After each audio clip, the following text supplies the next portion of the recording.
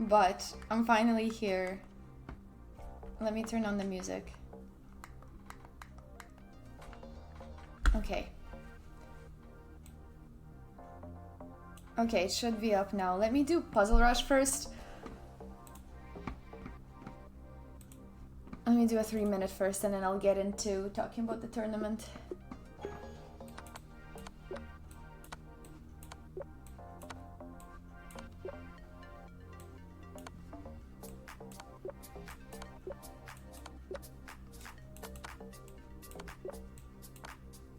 Mate.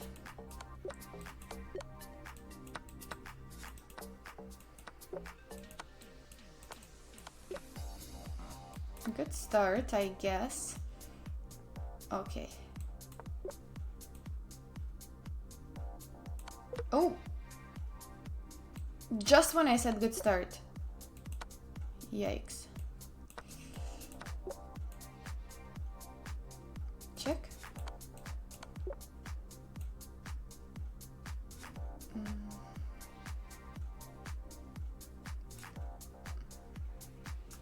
I don't know. I mean, this is probably not good. Why does it look like that? Yeah, okay, why did you make me calculate that knight and pawn? That's not what Puzzle Rush is supposed to be. That was way too much for that level of tactic.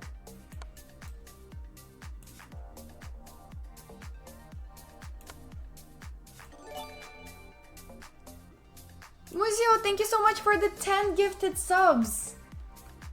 Wow, thank you so much for the 10 gifted. I really appreciate it. Thank you, thank you. Hello, everyone. Sorry, I've been very focused on the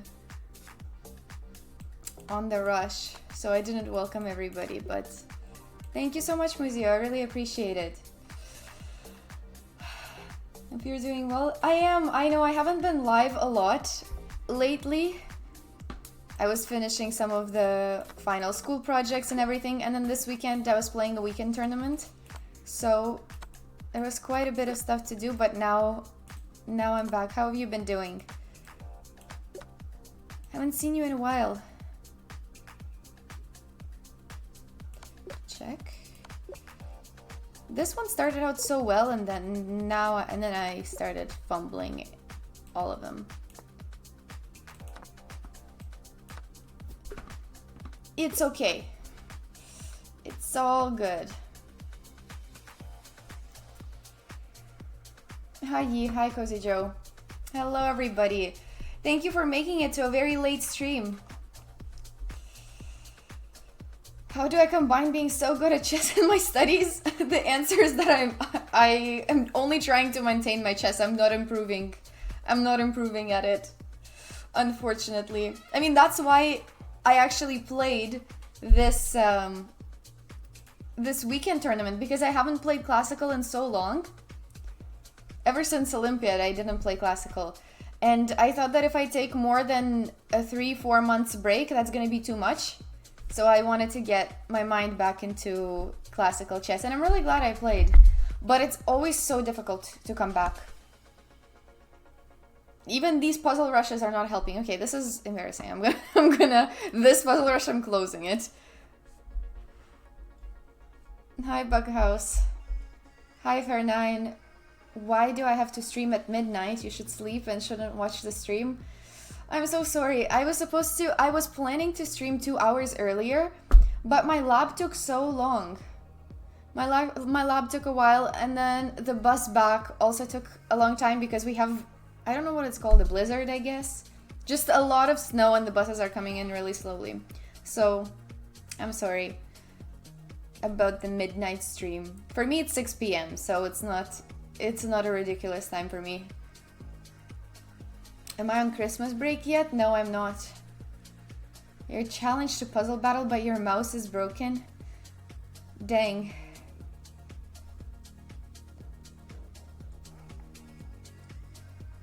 I mean, honestly, the way I did this puzzle rush, I think you could beat me even with with no mouse. But we'll play when you actually get a mouse. What was my weekend tournament? Oh, it was just a practice tournament. So basically here, no. Basically here in Ottawa, we have these tournaments. They're a weekend tournament, which I don't know if your country has them. Wherever you guys are from. I assume not a lot of Europeans here right now because of my non-friendly Europe stream. Hi Kako. Hi Not Joel. PMD, thank you so much for gifting to Not Joel. Thank you. Wow, we started a hype train. Thank you, Muzio and PMD, for starting the hype train. Thank you. European there. So anyways, I know that, whoa, level 4. Level 4 right away. Oh my god. Thank you guys. Thank you. Very Canada friendly, of course. Thank you, Muzio and PMZ for starting the hype train right away on level 4. So yeah, basically in North America we have quite a few of these weekend tournaments where you play when we have 1 round on Friday, 2 on Saturday, and 2 on Sunday. And they're just small tournaments, 5 rounds, it's not too big, and a lot of it is local people, but to our tournaments, there's some people from Montreal, there's some people from Toronto, there's even one GM that always plays. There's usually like one GM, one IM, and some FMs. That's usually what the tournament looks like, so it's pretty strong. And I made a realization that I haven't played in it in 2.5 years. Hi DBL Click. No, not Eric. It's Sambiev that always plays. No. Although Aman used to play at my club, but no, it's not a norm tournament. It's only 5 rounds. It's just a chill weekend tournament. Yeah, exactly. So basically, I used to play in them. I used to play in these weekend tournaments quite a bit when I was improving and when I wanted to practice for important tournaments. But then I sort of stopped, and I just didn't know that I stopped for 2.5 years. That's like the very strange realization I made when I looked at my tournament history, that it's been 2.5 years. But hi Oliver, happy Ding Day. Yes, I'm so happy that he won, by the way. Oh, I also have the Queen's Gambit Cup. I'm really happy about Ding. I feel like this is the comeback that we needed. So, I was going to... Let me pull it up. Do I have... Let me pull up the game. The games from my tournament. Okay, this should work. This seems to be the analysis board. Where did I get the cup from? It was from a company that I don't even know if they exist right now. I assume they exist. But it's this company, Chess4Pro. They used to be like just an Instagram account, but maybe they're a company now. Good night, Fair9. Good night. My fault about the time. Speak Russian. Я обычно не говорю по-русски на стримах, но иногда.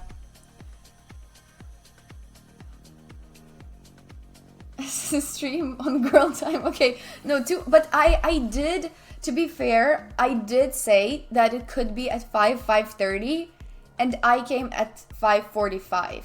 So I think 15 minutes is okay. But yeah, I know, not punctual today. Hello, Chesspawn. Okay. So, what do we want to do? Do we want to... Because I haven't played a tournament in a while, and I haven't... Oh my god. Sorry about the jump scare. Unintentional jump scare.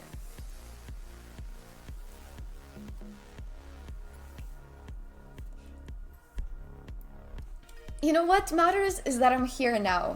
That's what matters. Oh my god. That's not good. I'll never zoom again. Hello, Diplo.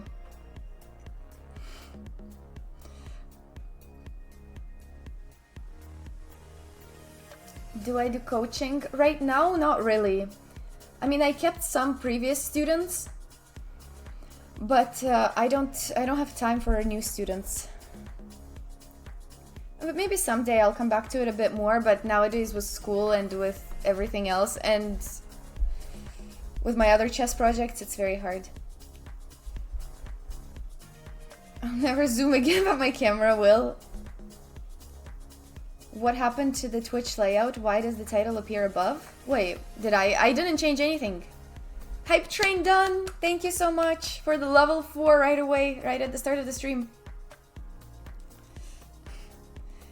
Да не могу параллельно по-русски, это будет слишком долго все переводить. No. Not me, the Twitch itself. I'm not sure, for me it still looks the same. Thank you, Christian, for the follow.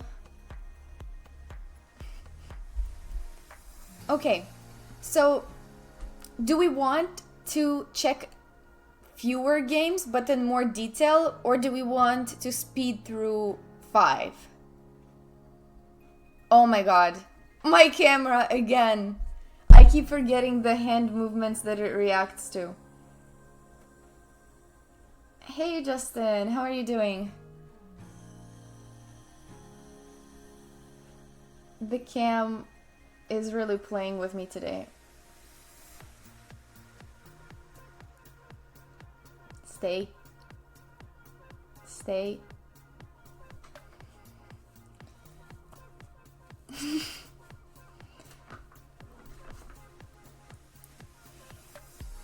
Okay. The camera is less obedient than Timka. Timka is so obedient. What are you talking about? Timka is like such an obedient dog. Well, I don't know if obedient is the right word.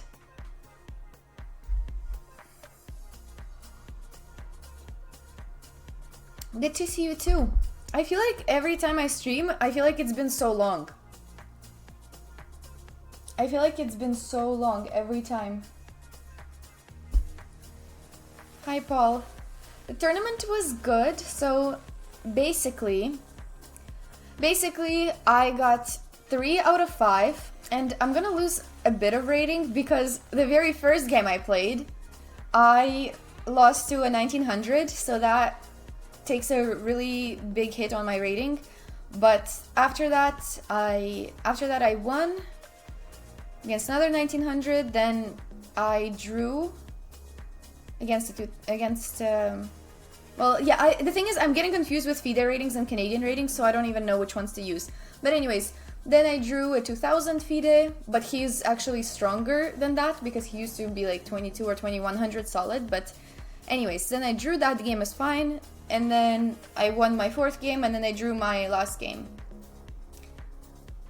So it's just tough for me to say the ratings because we use Canadian ratings.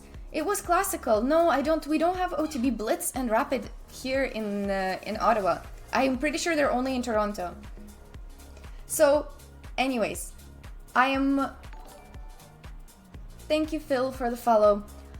I'm just glad to have played again after Olympiad because for those of you who followed, I was playing in Olympiad in September, and the tournament was nice, but I was playing like shit. So I just really needed to take a break from chess, but at the same time not take too long of a break because then I would forget how to play, and I would only play bullet. So regardless, I had a good time in this classical tournament. I treated it more like practice. Shit is not that bad, but sure, I can keep it family friendly. Okay, so but there's just no other way to describe that tournament. That was the first word that came to mind. So anyways, I would say that no, it did count for FIDE. Counts for both ratings. Me and late night is not family friendly. Okay, I generally don't swear though. Even in real life I don't swear. Something really intense has to happen for me to swear. But I do sometimes swear in my head when I play chess. A little bit. But it depends. It depends on the position. Hi, Armando. So, anyways, I would say that I could have played better. There was definitely that first game really threw me off, and I also could have won the last game. So I think those two were, were room for improvement. But overall, I'm really happy with it because it was a good practice tournament. I really want to actually come back to classical chess a bit more because I'll have a few decently important tournaments coming up. I guess we have the Canadian University Championships in January, and then maybe around March or April I might play in the Canadian Women's. There's no info about that tournament yet, but generally I play in it. So I was number 5, I think. I don't remember my seed, but I think I was like number 5. But if they had used FIDE ratings, I would be a lower seed than that. So there were quite a few good players there. Every chess player does that. Yeah, Bator was the strongest player, but Bator didn't win the tournament. The GM didn't win the tournament, which was insane. He didn't, I think he shared third, which was honestly insane. There was a GM, there was an IM, there was an FM, a CM, and then it was me, I think. So that was the field. Yeah, oh, it honestly feels bad. Feels bad. But that's what's been happening to me for so long. You come to this tournament and you get farmed by kids. That's what happens. You just have to accept it. It's the circle of life. It's the circle of chess. You always, first you are a kid and you farm older players and then you get farmed. So that's just what it is. Okay, so partially yes. Exactly. Okay, do we want to see fewer games but in more detail? Okay, I'm already like talking and I haven't even pulled up the first game. Do we want to start with my worst game? Do we want to start with my worst game? That's the question. 5 games full detailed 12-hour stream. Well, we will do a 7-hour stream once we get 7,000 followers. We're actually almost at 6,800. We are 4 followers away from 6,800. I'm not suggesting anything, but we're kind of close.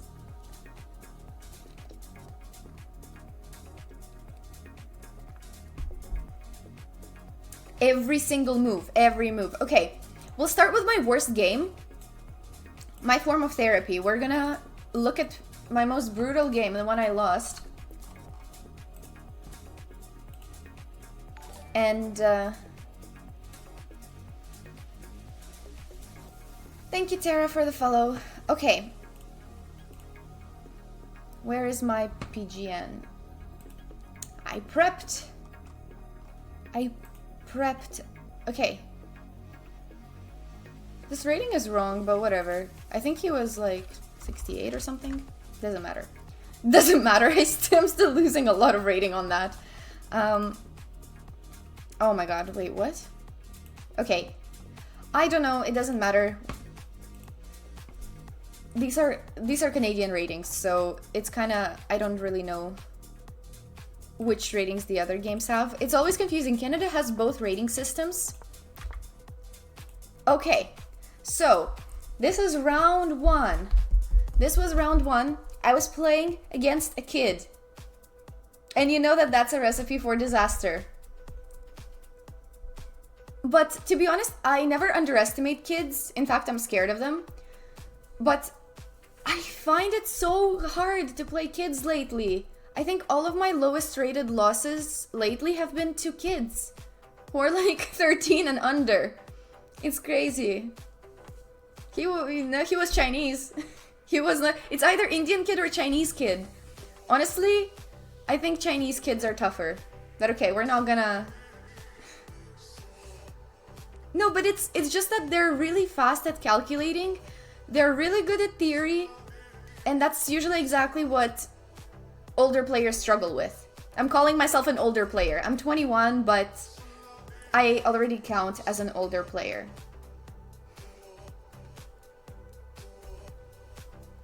CFC is about 100 higher than FIDE. I hope so. Then please give me my 2236 FIDE. But no, my CFC is higher. I think I've played CFC a bit more throughout my life. But it's honestly really difficult to maintain it because, for example, for this guy, if I were to beat this guy, I get +1 or +0. So it's like all no gain. I forget. Anyways, I don't know how to word it, but you basically gain nothing from winning, but you lose everything. But you lose everything if you lose. Okay. So, anyways, but it's as I said, it's fair. I accept it, and I came in knowing. No, in fact, I lost in an end game. That's the sad part, PMD. That's the sad part. If you ask Chessbase, she's 18. Yeah, I find that so funny. They've changed it in some places, but not in all places. Speaking of Chessbase, I have a really all risk no reward. Yes, that's what I was looking for. Speaking of Chessbase, thank you, Miss and Mass, for the raid. Thank you. Welcome. Okay. I did a Chessbase lesson on invisible moves. I don't know if it's there yet, but it should be. But I really thank you for the shout out. Thank you for the raid. Okay, so let's start with the game. I was playing black, and I was playing against a kid, and he starts with d4. I play knight f6, and after c4, you'll never guess what I played. Anybody wants to guess?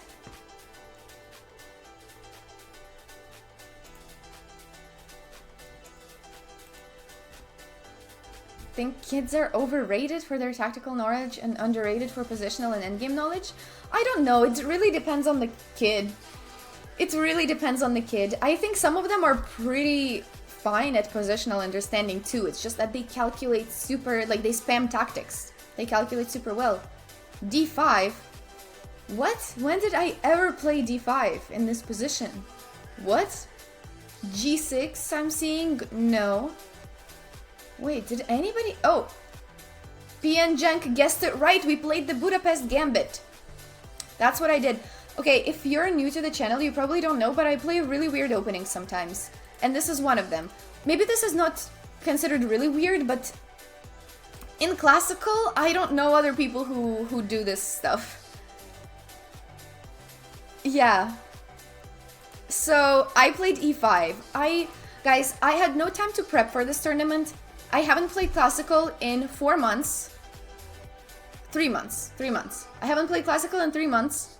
I know zero theory. So why not have both of us not know theory? And be down upon. And be 0.7. And be plus 0.7. But anyways, you get what you deserve if you play the Budapest. Wow, that is brutal. You played Budapest in a serious classical game? I've played Budapest in serious classical games. I've played Alekhine in serious classical games. I play Scandi all the time.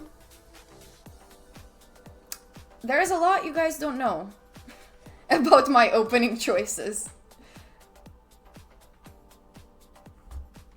Wow, I'm getting flamed for my opening choice. Alekhine also handicapped.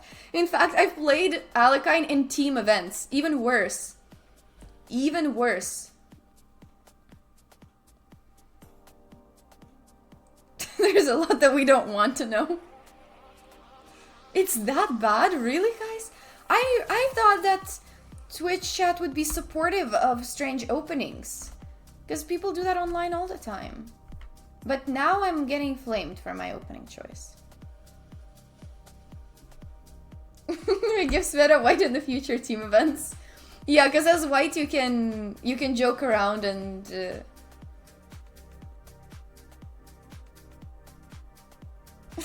that's what's bothering me. No, but I don't know. This was my style ever since I was a child, and it's just, I've just stuck with it because, of course, I know real openings too. I know the Sicilian, I know e5, I know King's Indian, I know Nimzo, I know, you know, I play d5. I can play normal openings too. I do.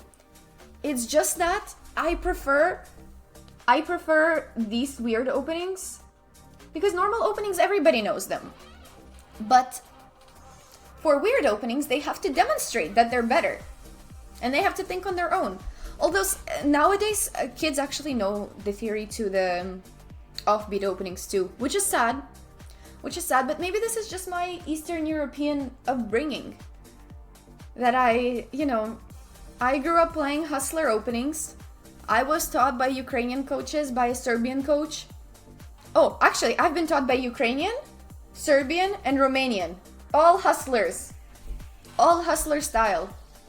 Eastern European. So what can it's not my fault. It's just, you are a product of your environment, and there's nothing I can do about it. There is nothing I can do about it. Botvinnik would kick me out of the Russian chess school for this.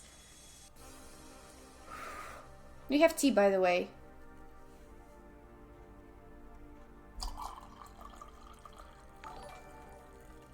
Thank you, Killock, for the follow. Okay, at this pace, we are actually not getting through the games. Sveta equals report.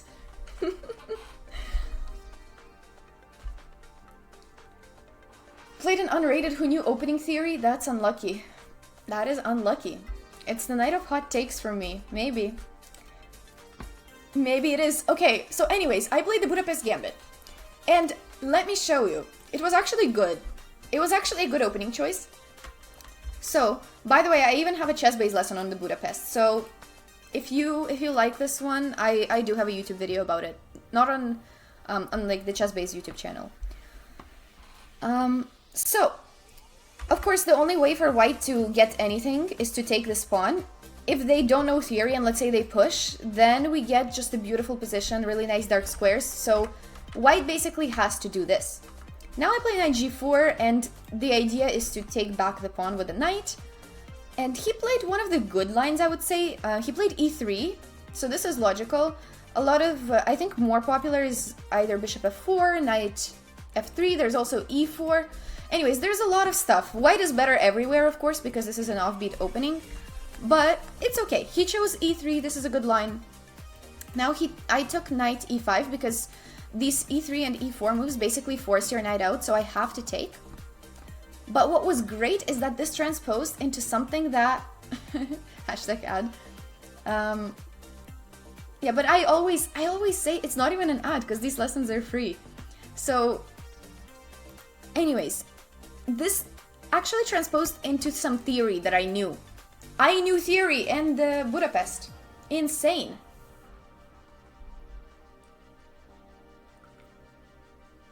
Exactly, Cicada gets it. Cicada gets it. To Budapest's credit, this is the opening that Max Lugi famously fell into a trap in. Nice, I don't know that video, but maybe I should.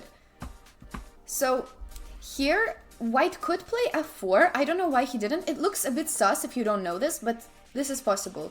You could just play like this in the center and just, you know, claim that you have an advantage, but then you have to also prove it. So, it kind of makes sense that he didn't overextend. Now, I played bishop c5. Maybe this is weird, but I just knew... I knew similar lines. Basically, I knew similar lines, and it says it's a inaccuracy. It doesn't make sense because the bishop is now getting stuck here, but I just wanted to transpose into theory. Well, not really theory, but this is a normal bishop placement before this. So if they play, let's say, like that, then e3. And this is normal stuff. So I thought he's gonna play knight there anyways, and we're just gonna transpose into some normal stuff. So, I don't know, sometimes I do these things in the opening. It's not good, but if they don't punish it, that's great. So then he plays knight here. I defend, take stakes, bishop e2. So we're all just developing, everything is good, rook e8. Tell me this is not a good opening position. Are you ever getting something as good in d4, d5? All of you solid players? See? Okay, great. Thank you, not Joel. White's f4, yes, White's f4 is good. Double knights, yeah, it's annoying. White is better there, but I guess f4 is not an easy move to play if you don't know it. The d4 players say no because they always play the London. Actually, the London is really smart because it prevents the Budapest gambit. It prevents the Budapest gambit. d4, knight f6, bishop f4. Another plus of the London. We found another plus on the London. Okay, so this is the opening position we got. I was pretty happy. I knew these opening ideas in the Budapest. Of course, Budapest is not my main opening, but as I said, I was coming into this tournament from not playing a lot and not knowing opening theory, so this was something logical. Now he plays b3, and somehow I was sort of expecting this. Because it's just a logical move, you kind of just want to put the bishop on this diagonal. You always play the Trumpovsky to prevent the Budapest. Smart, really, really smart.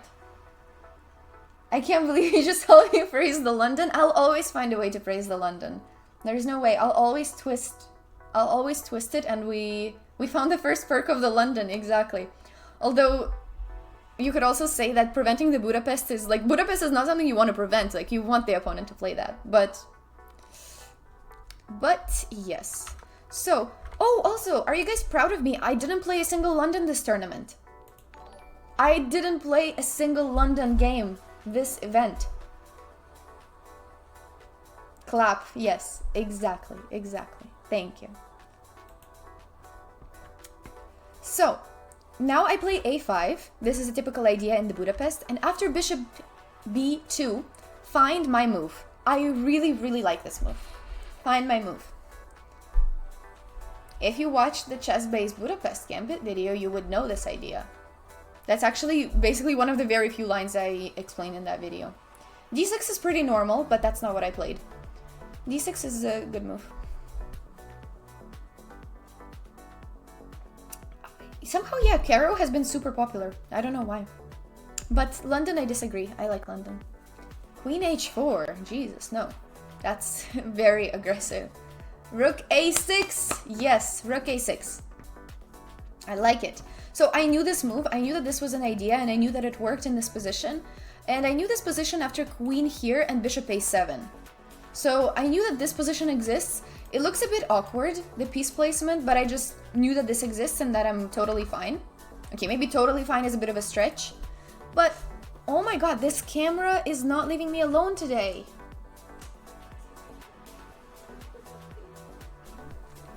Да, могу прийти. 1 second. Могу прийти, да. My grandma is here. Give me a second.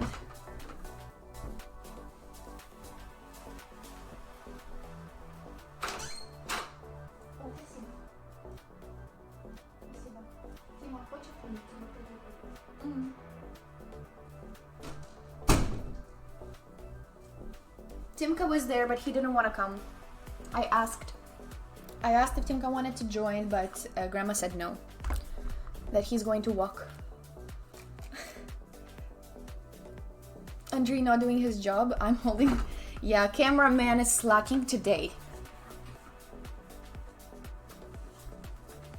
Did you guys know a fun fact that my grandma's name is also Sveta? Her name is also Svetlana.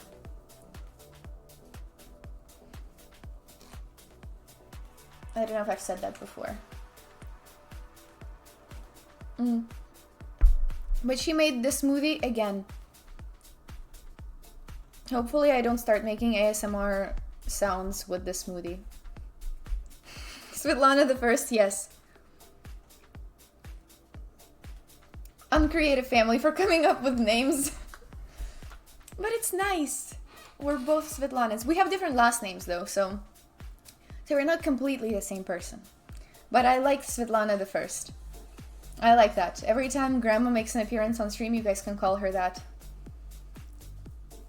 So, Rook a6. Did I prove to you guys that the Budapest is a very fine opening? I'm not about to prove it with my next few moves, so that's why we're stopping here. The next few moves actually disprove that, so I'm stopping it at this moment. Did I prove to you guys that Budapest is a very worthy opening as black? Rook a6 is the only idea you know here from Eric Rosen. Does he also play the Budapest? That would be nice. No, my grandma doesn't speak English like me. She knows some English though. She's on like level 5. If anybody knows the Canadian system. She's on level 5 in English, in her English courses. She's graduating this semester. She's graduating her English courses this semester. How many Kings Indians did I play in this tourney? 0 Kings Indians. I don't know if that's a good thing or a bad thing. Okay. So, Rook a6. This is my favorite position in the Budapest, and I think this is really nice. And it's just a scary idea. I mean, I would be scared as white because suddenly you're getting attacked out of nowhere. So I knew the Queen d5 move, but instead he plays Knight e4, which is also a good move. White is still a little bit better. I play Bishop a7, even though I think it makes sense to drop the bishop back here too, but why not keep it here, prevent some f4s? I think this is fine. Now after Queen d5, I mess up for the first time. So I really need to follow through with this idea, and now I will know this, but now it's too late. But basically there was this idea to sacrifice the piece. I could go through with rook to h6, and then after bishop here, c6. Attacking the queen, and then if the queen moves away, then of course we regain it. But this is such a messed up line. I don't know about you guys. Bishop f6 you have to consider. It's a brilliant move, by the way. Bishop f6 because white is losing the piece anyway. So bishop f6, and then queen d3, and this is apparently 0.3, and I'm supposed to go for this. I don't know about this. I don't know about that. That looks really wild to me, and I'm not even sure why black is fine. I mean, I can imagine black being fine, but I'm not so sure. If your opponent found this idea, contact Kramnik. I think it's wild to see this in advance, but I don't think it's wild to see it at the point of c6, because like you have no choice. You either move the queen or you find an alternative, right? So I don't think it's that wild here, and this is worse for black, way worse, because I'm also losing this pawn. So yeah, I don't know if you guys blame me for not finding that. Maybe you do, and I would take it. I would take it. I would take the criticism, but I didn't find that.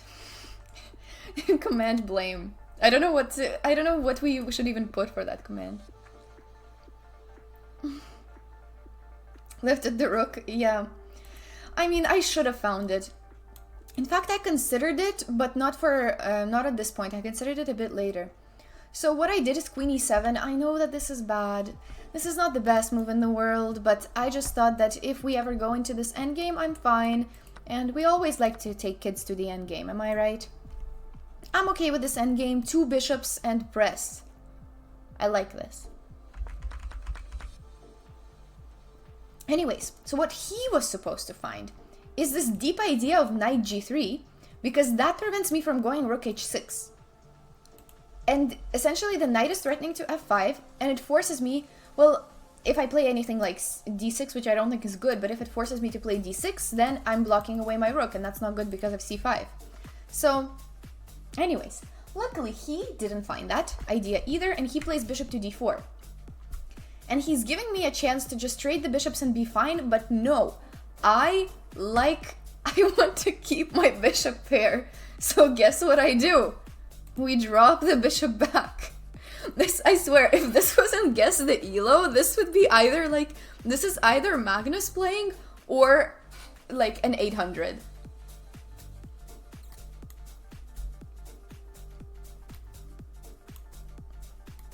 All because I just see the potential.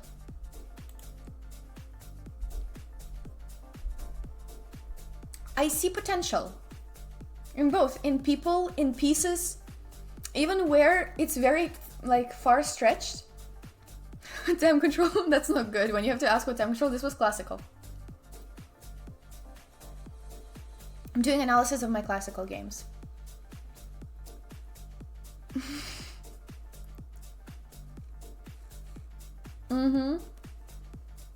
Exactly, but I saw the potential. I saw the potential in this bishop. What I'm saying is like this is either really deep or like somebody with zero understanding of chess played it. Dang. Okay, guys, this is not so bad. Just wait. Just wait. The position is not so bad. Position is not so bad. Okay, so I drop the bishop back because I want to keep these bishops. Yeah, so that's the thing. If I have time to play rook h6 and c6, that's amazing. That is amazing. Well, it dropped to 0.8. So white is now plus 0.8. That's how bad bishop b8 was. So anyways, I know it looks wrong, but it looked fine to me during the game. Because, okay, guys, what else do I do? I guess taking is the best move, and that's the only other option. But then this e-file opens up, and then I don't have my beautiful attack anymore. My knight has to move back to g6. My rook, I just felt like the coordination was like being lost. Oh, I missed knight h4. I guess you could play knight h4. Yeah, I should have just calculated this further, which I did. Plus, remember, this was my first game back, so I was a bit off. Oh my god, am I making so many hand movements today? I swear. This is like the 5th time this is happening. 0.8 is absolutely fine. Exactly. I mean, I usually blame myself for something like that in classical, but... Or my game costing 20 elo. Yeah, exactly. No, but trust me, guys, I never underestimate anybody. I always try, and I genuinely tried on this game. You'll see. I genuinely tried. And if I make these moves, there's... it's not like I'm trying to play bad, or I don't understand the position. Maybe sometimes I don't, but I am genuinely trying. Every single time. My thing about this game, though, actually the reason I lost was time. Because I was not confident in my calculations, and I was doubting a lot, and I was always behind on time for this game. And especially against kids, that's just really not something you want to do to yourself. Although, I'm looking at Gukesh and Ding, and they are spending so much time. Okay, I understand their stakes are super high, so I totally understand why they're doing this, but I am just glad that us thinkers are not alone, that actually these top players also spend so much time. I know some people play really quickly. I was never like that. I've always, my whole life, time trouble.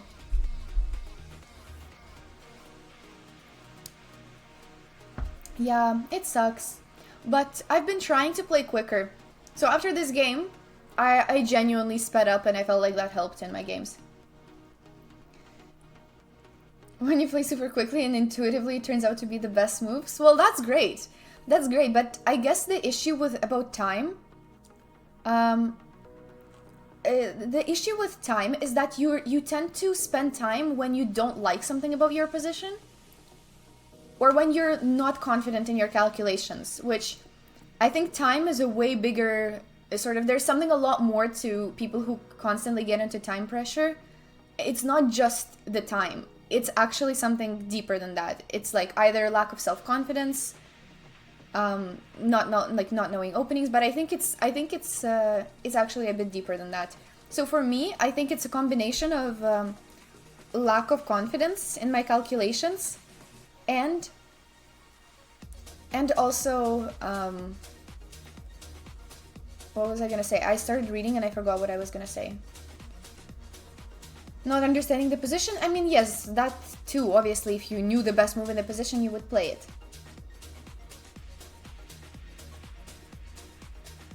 And yeah, so lack of confidence is one of them. And also, I have perfectionism sometimes where I want to find the best possible move. Because my coach back in the day would always say, that at every single position, you just have to find the best move. Like, take it one move at a time. And I do take it one move at a time. And I thought that was really good advice, and it has helped me a lot in some games when I take it one move at a time, and that my job is just to find the best move here and right now, and that's it. And you just do that every time. But the problem is that just made me so slow. Because I try to find the best move in some positions where it would be more practical to just do a decent move and not spend time. Exactly, it's not worth the cost of time to find the absolute best move. Yes, but you don't know that. Yes, but I want to find the best one. I want to find the best one. So, yeah. Anyways, time has been an issue, but I think actually that's one of the things I'm really proud of, is that I successfully fixed my time issue as the tournament went on. So it was only this game and the third game where I had time trouble. So, anyways, in this endgame, do you guys like it for white or for black?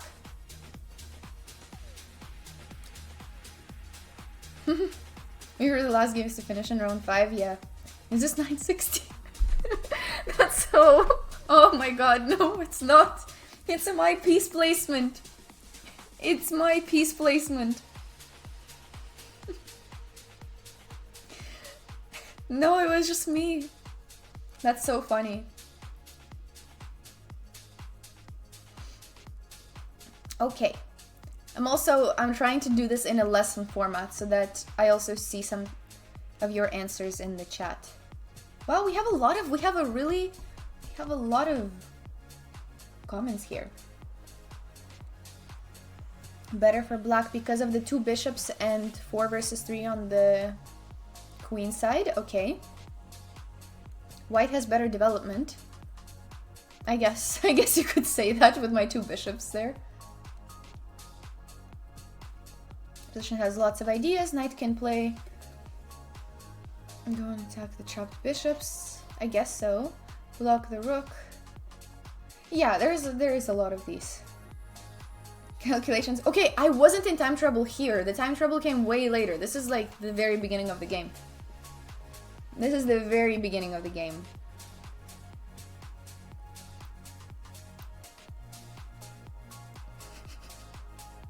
Just joined. What the hell is this? What's wrong? It's just an ending game.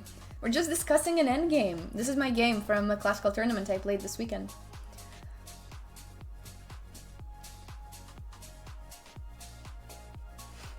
Okay, so the real answer is that it's equal, as always. Position is equal, but I didn't mind this position because first of all, I was playing against a kid and I don't mind endgames against kids. Second of all, I liked my bishop pair, and I just thought this could be a long game where you maneuver for a long time and then somehow find a way to break through. And that is exactly what I did. Although, of course, you already know the result, that I lost this game in the end.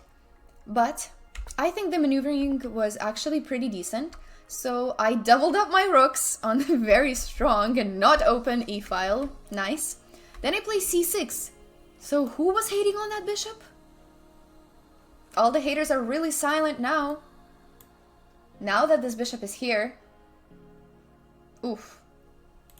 So c6, rook h6. That bishop is just amazing.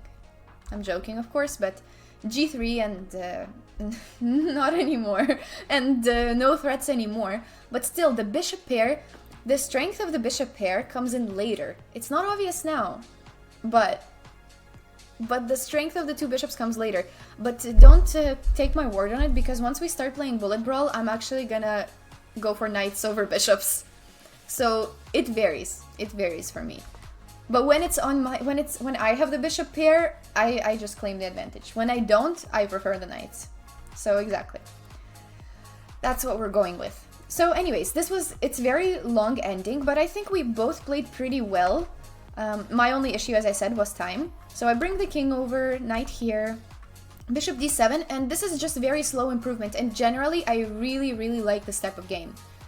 I like maneuvering. I like, yeah, I just like taking my time, especially these endgames. And a lot of people don't have patience, but me, ever since I was a kid, I loved playing games like that, where you're just playing a slow game, no risk. Well, there is risk, obviously, but like smaller amount of risk where you just do like have a maneuvering type of endgame. So now I played g5, which I thought was good. The idea is to play g4 and here, and then this pawn is actually indefensible. So g4 is a pretty strong idea now, so he has to defend. He goes bishop here, and the thing is, I thought this move was a bit weird. At first I didn't understand why, but then I understood that he's trying to play here and I guess have this pawn protected, but I think the main idea is just f4. Double knights are way better. See, I think in classical not. In classical it's different. Because knights are really tricky when there's little time on the clock. But in classical there's actually a lot of time to take care of these threats. So that's why. That's why.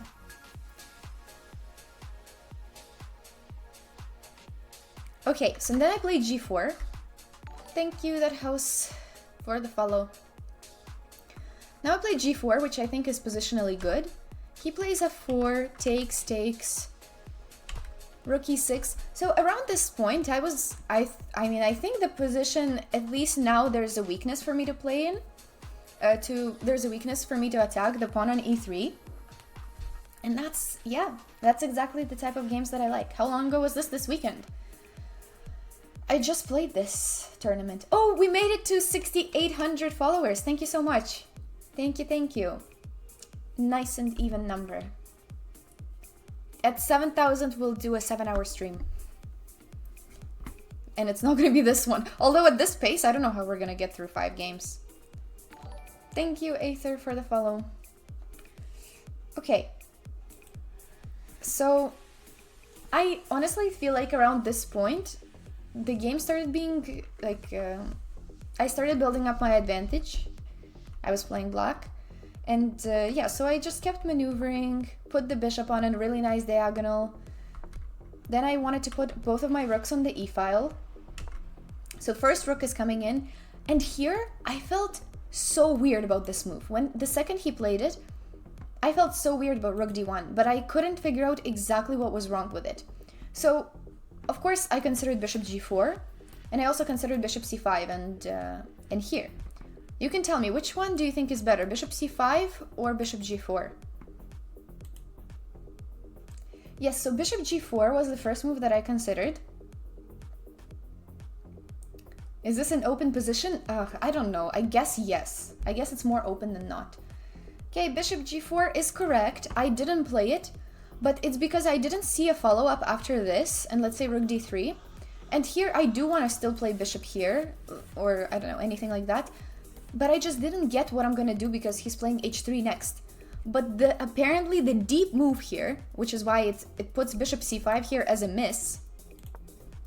The deep move here is that I'm supposed to find bishop h5. Like, okay. I don't know, I guess you're just preventing here and trying to play bishop g6 and saying that the bishop is better on this diagonal? I don't know, but we have to also consider some... Oh, well, I guess we don't have to because of bishop here. But, I don't know, bishop h5 is a bit too deep for me.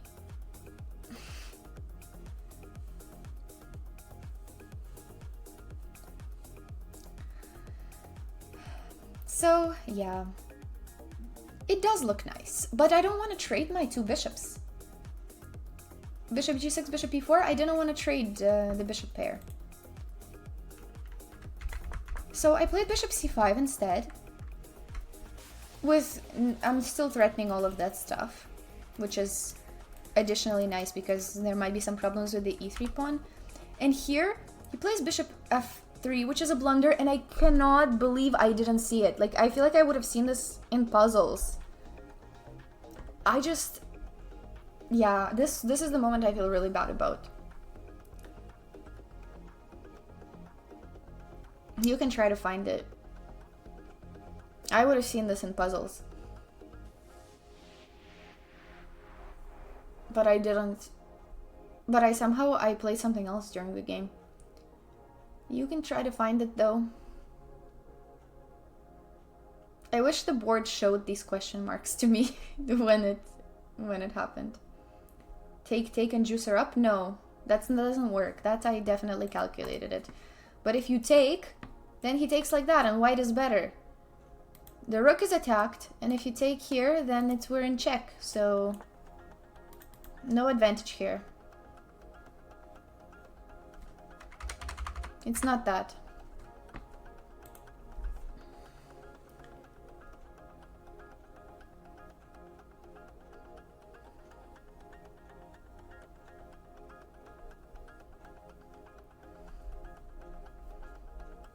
Something else. Yeah, bishop b4 and c5, that's the important part.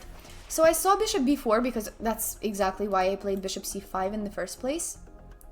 So I played there with the point of bishop b4, and then I was calculating bishop e4, and in my mind, I don't know why, but he has two options, right? One of them is rook here, one of them is rook here.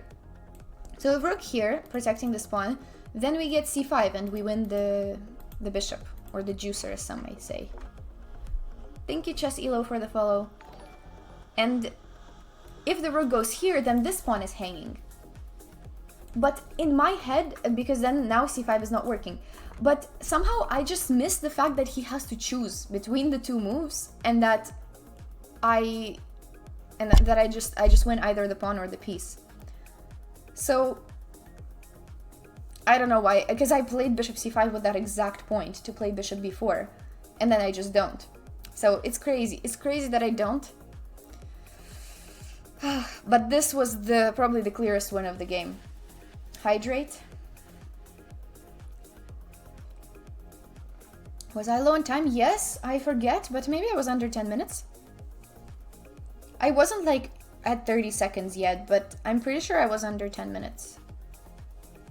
It's possible. I don't remember though. I could check my score sheet because I actually write down the time. But anyways, this was sad. This was my worst game of the tournament. This was, I don't even know how to explain it. Anyway, so I played king d8 to take it, but of course I knew that he was gonna play king g2. But I was fine with it because I was just not looking for simple tactics, and I was still in this mode of doing positional, of winning this game positionally, which I was. I actually got to that point, but I was still in like positional mode, which is crazy. So we do a king repositioning to c7, improvement. It's all about the small improvements. So I reposition the king, then I reposition the rook. Look, like, I don't know, I feel like so far this would have been a very nice positional game if only that piece wasn't, you know, if only that pawn wasn't hanging. Hello, Mike. Today, Ding didn't trap a rook in one move because he was in positional mode? Exactly. I like the comparison. Yeah, I remember. Somebody asked him about knight a7, trapping and getting an exchange. And he was like, I didn't see knight a7. So I think that's exactly what happened to me, actually. I like that explanation. Because somehow I was so in positional mode that I did not see the piece. Yeah, it's crazy, it's crazy. I also think it's crazy that he didn't see it. But thankfully his position allowed not to. Imagine, like, Gukesh probably thought, wow, that's such a power move. He doesn't even want my rook. Maybe it honestly even worked to his advantage that he didn't take it. So that's exactly what I did. I repositioned instead of winning. Well, I don't win the piece. I guess I just win the pawn if I play bishop here. But I was in such positional mood that I just repositioned my king and repositioned my rook. So I think so far it's been nice. And then I play here, and guess what comes next? We play f6 and we reposition the bishop. Like, this is my favorite type of game, and I'm so sad that it actually didn't end. I feel like the end doesn't do it justice, because I feel like these repositionings were actually really nice.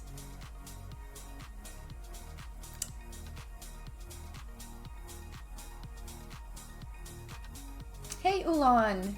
Yes, I actually saw that Anna won. That was great. It was amazing that she won not just, you know, chess, but actually, like, best strategy game. His position was so overwhelming that he was looking for normal ways to win it. That knight was a beast anyway. Exactly. Exactly. Yeah, that's true. I honestly think that maybe it's better that he didn't see it. Maybe it's even for the better. So I just like that we improved the king, we improved the rooks, we improved the bishop, and honestly all of my pieces are on their best squares. And that's how I was trying to play this game, and I was still, you know, getting back into the mood of chess and trying to... Thank you, Enter Me, for the follow. So we played good so far. Now black is the one that has the advantage. It's about -1 for me. So I did play a bit more waiting moves because I was trying to get a very specific confirmation.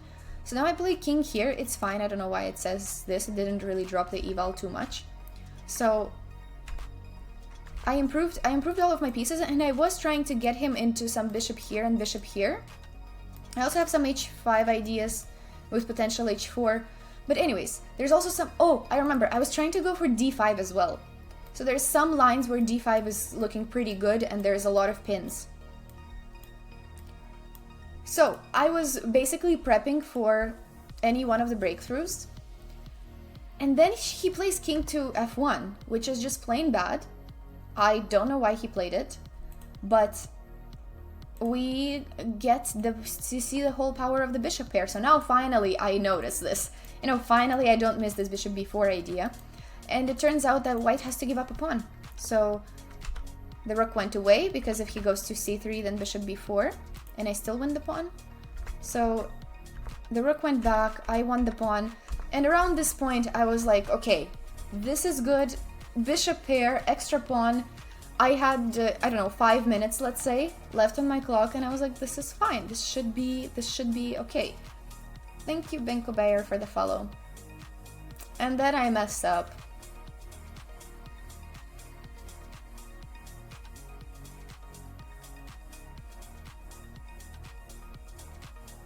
Hello, Benko Bayer.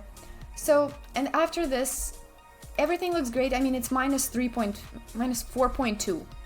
It's -4.2 for black.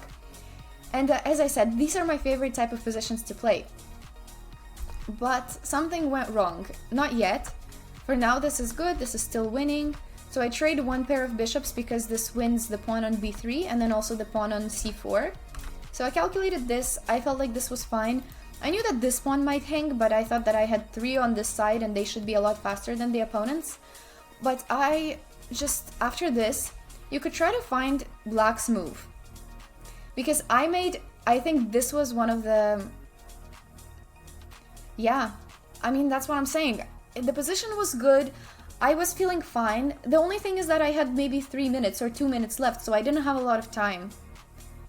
But still, I shouldn't mess this up. I feel like I found the only way to lose.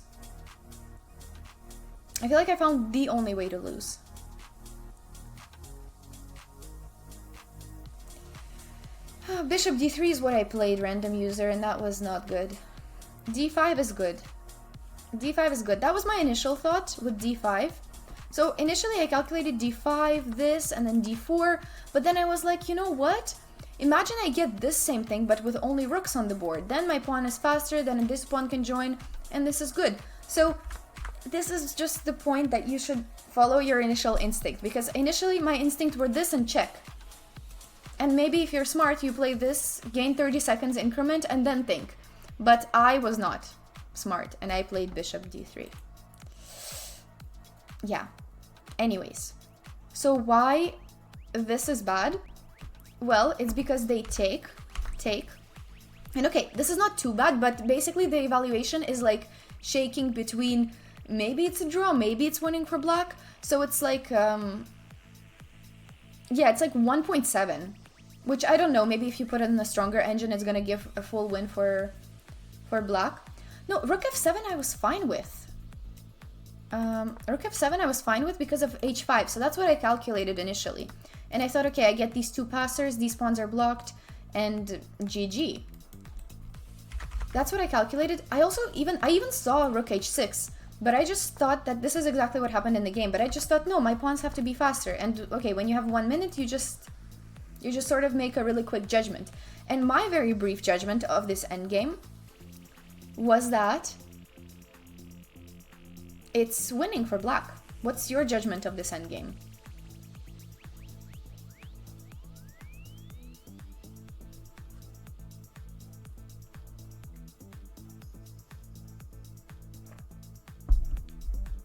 Yeah, the win was in danger with that eval. Thank you more for the follow. Should be winning for black, but white has swindling chances. Yes, exactly. So it is winning for black, but as you said, swindling chances. And that's my issue. This is, I don't know if you remember my Olympiad game from round 2, where I lost a position that just does not lose itself unless you walk right into the loss and allow some passed pawns. That's exactly what I did in my Olympiad game, which I actually, like, that was, it took me a while to recover from that. And this was very similar. It's a very similar mistake where I have a winning endgame, but somehow I allow this really random counterplay and the opponent just has to push his pawn, doesn't even have to calculate. Yeah, I'm not respecting the passers, maybe that's the issue. But, and it's so annoying because, like, even if they're not calculating anything, they're gonna play this because they have no other moves. They have to push these pawns. They don't even have to calculate because even if you're lost, you might as well just push. So it was just so sad that it worked. So rook b7 makes sense. And here there's only one winning move. If anybody in the chat finds it, good job. But there's only one winning move. To me, it was not very obvious. Plus, I had a minute.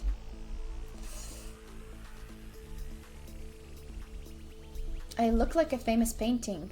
Girl with a pearl earring. I don't know if I know that painting. Maybe I don't know it off the top of my head.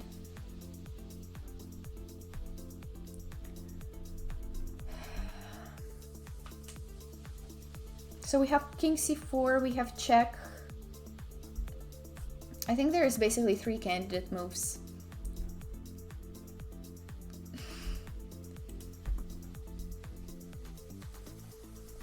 b3, king c4, and rook d2 I think are the 2 candidate moves. And unfortunately I chose the wrong one. So I played b3, but rook d2 is the only move that wins. Which, that's exactly the issue, is that when you get yourself into these situations, you have to start finding precise moves, and it's just hard to do when you don't have time. So this is winning because now this rook comes from behind, and this rook can try to hold on these pawns. There's rook h2, there's rook g2, which I don't even know which one is better. Apparently both of them are winning. But basically you hold on these pawns through this very interesting mechanism that this pawn cannot move because we take this one, and then this one cannot move because it's protected. So, I mean, this is a pretty, like, cool concept of how to hold on to these pawns. And, yeah, so I didn't find this, and I thought that instead I should focus on my own pawns. But this actually throws away the win, which is just sad. Hey, Gilby Fish.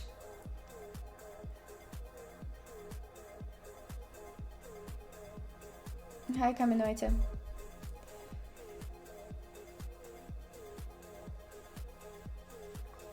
Problem of indiscipline to not control counterplay. I don't know, I honestly think it's more about time. Because in time trouble, you don't have time to calculate the opponent's counterplay, so you just trust it. So you just hope that it doesn't work, but that's not... But we shouldn't play hope chess. Behind the more advanced pawn? I mean, yes, of course, it's better to put the rook behind, but there was no... I mean, I'm not gonna go rook b2. So my rook was there, so I just thought I would push it with my king. Now there's this. I play king c4. And this is the very unfortunate moment because I was still playing for the win. I don't even know why. Honestly, I just didn't have time to even think about it. But what black has to do now is just take the draw with both rooks. And that's with just rook checks. But I decided to lose. And this is probably one of my least favorite endgames. Is when there is pawns on different sides of the board. Oh my god. Sorry about the cam. So, one of my least favorite endgames is where it's a rook endgame and both pawns are running on opposite sides of the board. I hate these. I don't know about you guys, but back when I studied Dvoretsky and everything, back when I actually studied endgames, I hated them because they're impossible to calculate. You get confused, and I hate them. I don't like them. I don't like pawns running on opposite sides of the board.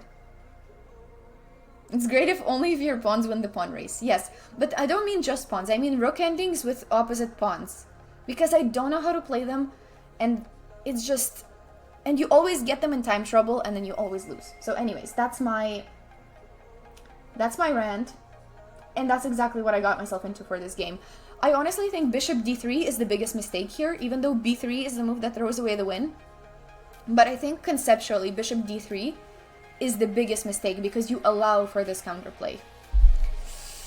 So yeah, I am supposed to go for this check, but then I didn't, and I lost because I played the first move that came to mind. I had no time, and after g5, I think I'm either 1 or 2 moves too slow, because he gets g6 and then gets to sack the rook and get a queen, and unfortunately this is not enough because if my king was here, it could be interesting to have 2 pawns, but it's not enough, and it's just lost because I will lose these 2 pawns.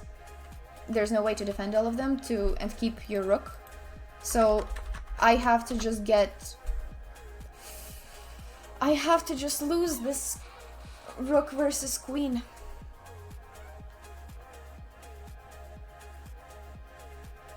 Yeah. So the thing about rook versus queen, thank you Octopus for the follow. Thank you. Thank you for the hearts. So basically, I think it's more impressive to know how to defend it. So I don't know how to defend it, personally. I know that there's a third rank defense, but how to do it? So that's my issue, is that I know that there's some defense that makes it harder for the opponent to win.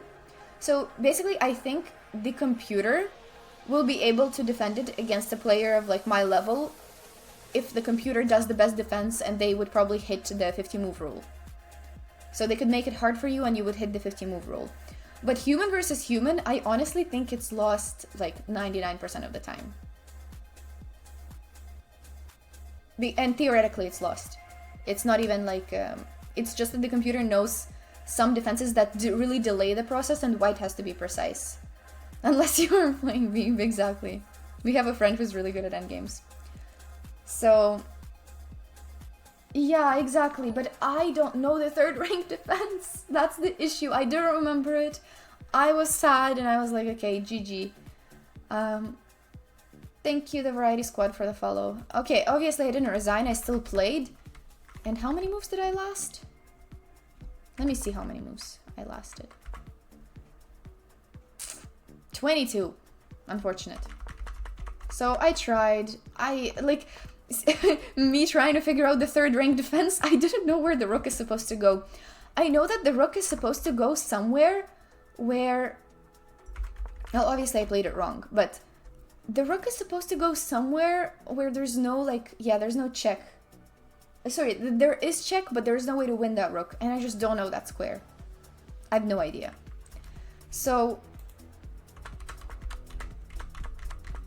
It's, yeah. So anyways, I feel like he gave me some chances here. Maybe this walks into the third rank defense? I'm not sure. Maybe not. I feel like it's still lost. So anyways, we tried for a bit, and then my rook was on like a really bad side, so I didn't get any more options. And that was it. Yeah. I mean, yeah, I don't think these are the things you figure out. I think you have to know it. You don't just luck into these defenses. But even against this defense, even if I had known it, white can figure it out and just win. So I honestly, no, I don't feel too bad about this ending because that's not really the problem. I think bishop d3 was the problem in this game, and the time management. Not the Budapest Gambit. The Budapest Gambit was actually the least of our concerns. So yeah, it was kind of tough because I felt like the game was actually pretty good before that, but it wasn't meant to be.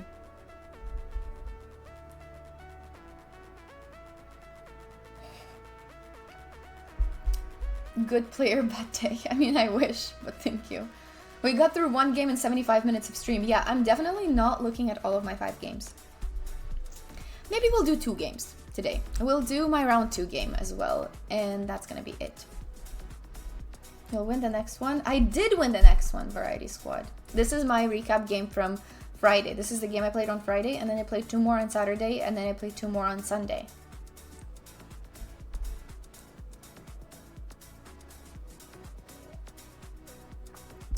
We all have these kinds of moments. Yeah.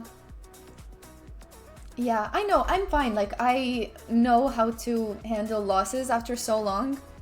I've played chess for 12 years, so I've had a lot tougher losses, I would say. This is I think it's the lowest rated player I've lost to in a long time, probably.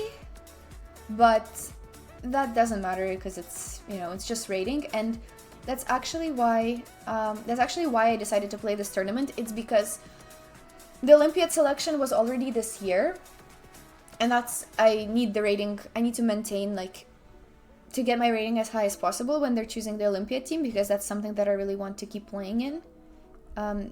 So even though I'm not a professional player, but I always, like, you know, I've been on the team for so long, and I want to, like, sort of challenge myself to, like, maintain that level, basically, even though I do university full-time. So I thought that this year there's no Olympiad selection, so I shouldn't really try to hold on to my rating. Sure, I need the rating later for, like, other types of selections, like when they choose people to go to World Cup and Continental. I sort of need the rating, but it's not the end of the world if I drop it. So that was actually why I thought, you know what, this year maybe I could play a few of these tournaments, and I sort of knew coming in that I would be playing against a lot of underrated kids. So yeah, it was sort of expected. Obviously, I didn't expect to get hit that hard right in the first game, and right, you know, like that was, the way it happened was upsetting, but yeah, anyways, it's something like that was expected when you're coming back after a few months. So anyways, 3 hours for one game. Yeah, but I went through it quite quickly in the middle. Okay, we'll do a second game, but maybe in the second game I'll ask a bit more for your move. Is talking about it therapeutical? I guess so. I didn't talk about it a lot. After the game, none of my friends, like, dared to talk to me about that game. Nobody made comments. They were just like, that's tough. Nobody wanted to ask questions. But I'm not, like, I wasn't mad or anything. Like, I just accepted it. I just accepted it, it's fine. As I said, when you play chess, you lose so much, you get used to it, and you know that it's all part of the game. You have your highs, you have your lows, so it doesn't change anything about it. Yes, you just asked what would happen if it got adjudicated. After hearing me swear, raging is no longer surprising. I literally said shit once. Is that considered swearing? I said it once. Knight of Infinite Resignation? What is that? Dang. Keeping a counter. That's crazy. Keeping a swear counter. I guess that's good. That means it's so rare. Okay. Let me... I don't know if I have the next one pulled up. Let me get the next one. The next one was actually quite short, so we can actually chat about it more. And it was more tactical, too. This was probably my favorite game. So...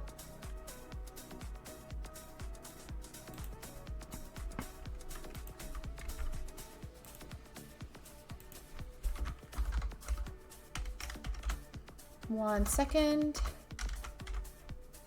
let me just insert the PGN and we'll look at this other game.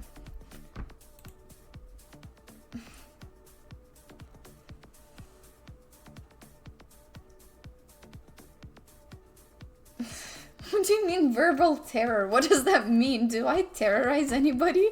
I didn't think so. I really didn't think so. Okay, I'll be right back. Give me like 1 minute and I'll be right back. Bathroom break. And then we'll look at my second game. So this game was actually my favorite. I'll look at it right after.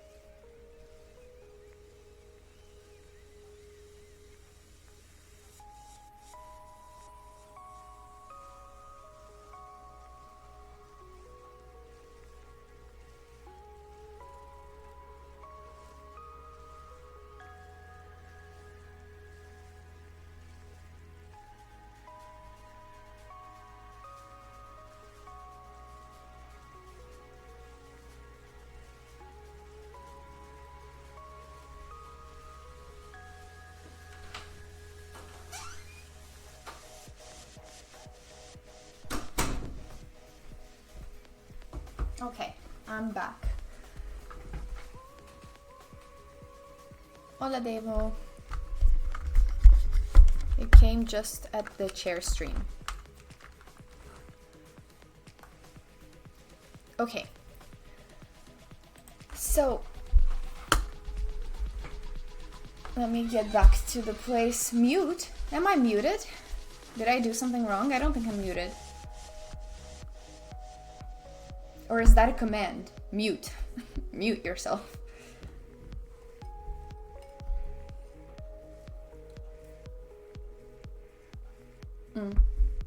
Oh, you weren't saying that I do, you're saying that I can.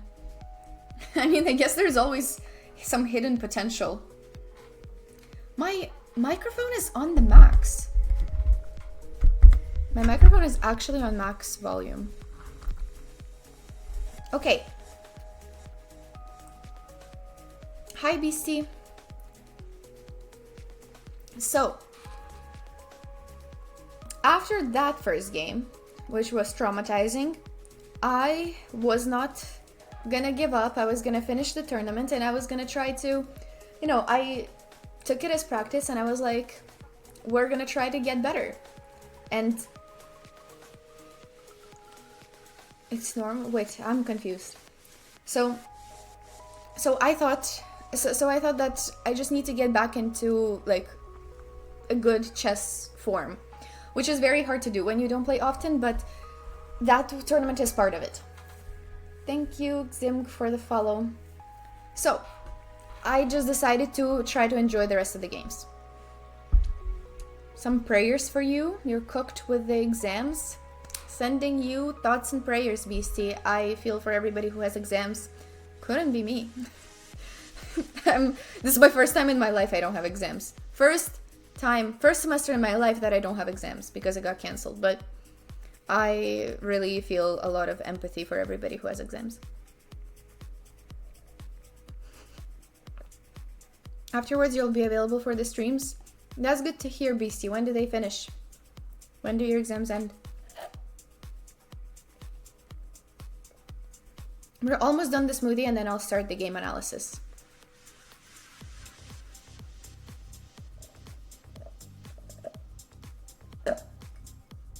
Okay, no more ASMR sounds. Now it's just tea from now on. Okay. Second game, and then I think that's gonna be the last game that I'll analyze today. I have 5 in total, but number 3, 4, and 5 were actually pretty complicated. So I don't think I have time to do them today. I have a final project to submit today. So we're gonna have to do that. Oh, and I have to write a chess-based lesson too. So, not today, but we'll continue the game recap. Potentially on Wednesday.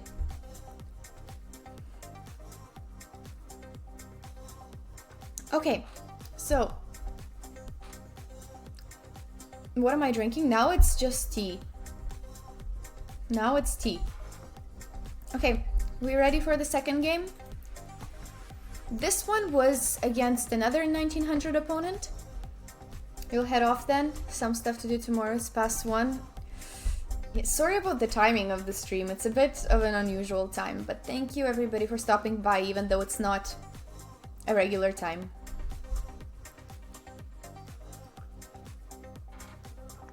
Hard liquor to deal with, chat. Oh my god. It's tea. Do you see the... I don't think you see it, but there's smoke. Not smoke. There's vapor coming out. So it's definitely tea.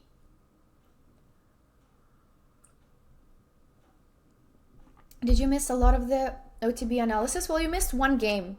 You missed my worst game. Although I wouldn't even say it was my worst game. It was my worst result, but not the worst game. Oh, thank you. I appreciate it, Mike.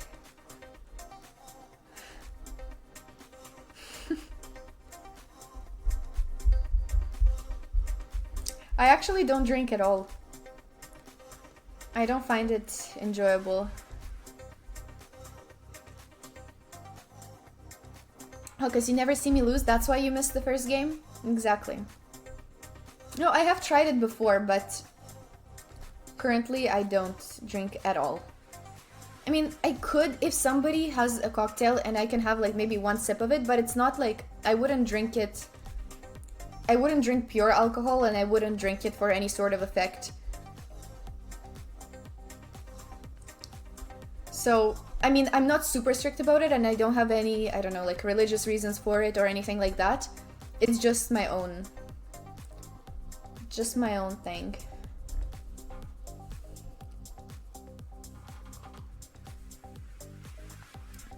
I don't drink it all and takes a sip from the mug. Yeah, exactly. High on life instead. Yeah, I think that there is much better ways to be happy or to numb your pain, whatever people drink for. I feel like there's other ways to do it. But I don't mind. Obviously, I don't mind when other people do it around me. It's just a personal choice that I got to, I think when I was 19 or 20, I don't know. But for at least 2 years now, I'm like, I don't want to do it. How well do I tolerate secondhand smoke? My mind immediately went to like those chess players that smoke at the, like, that go out during the game to smoke and then come back to your board and they smell like smoke. That's exactly what my mind went to, the very first one.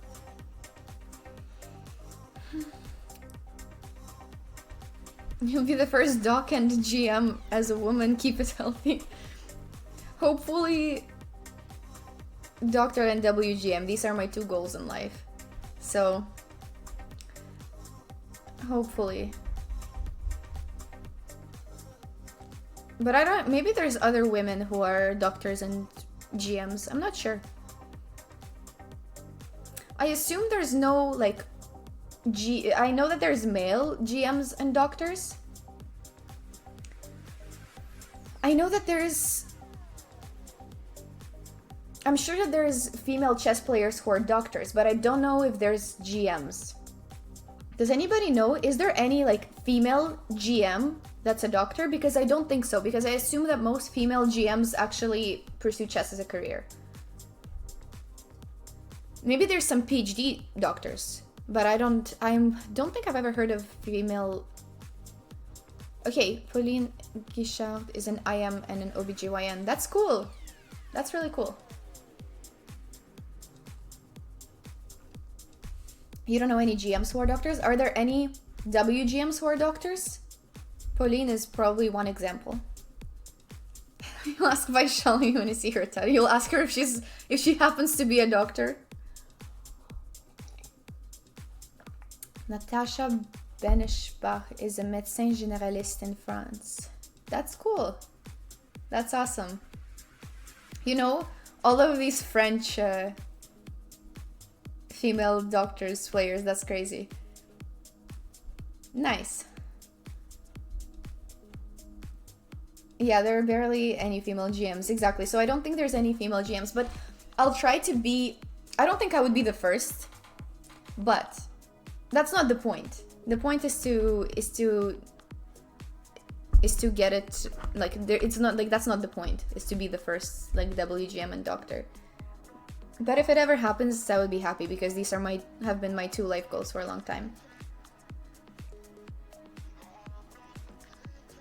So,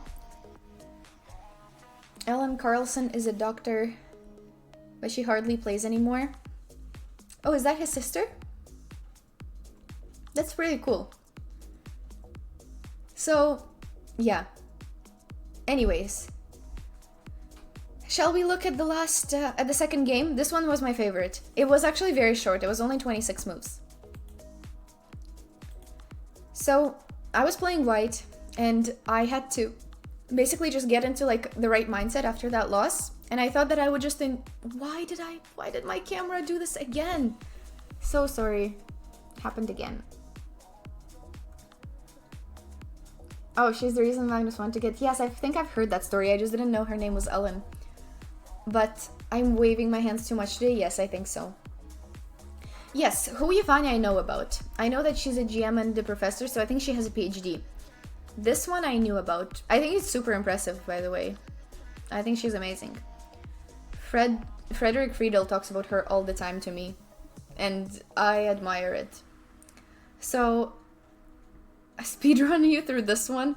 Okay, so I was in the mood for some attack. Like, I had to win this game.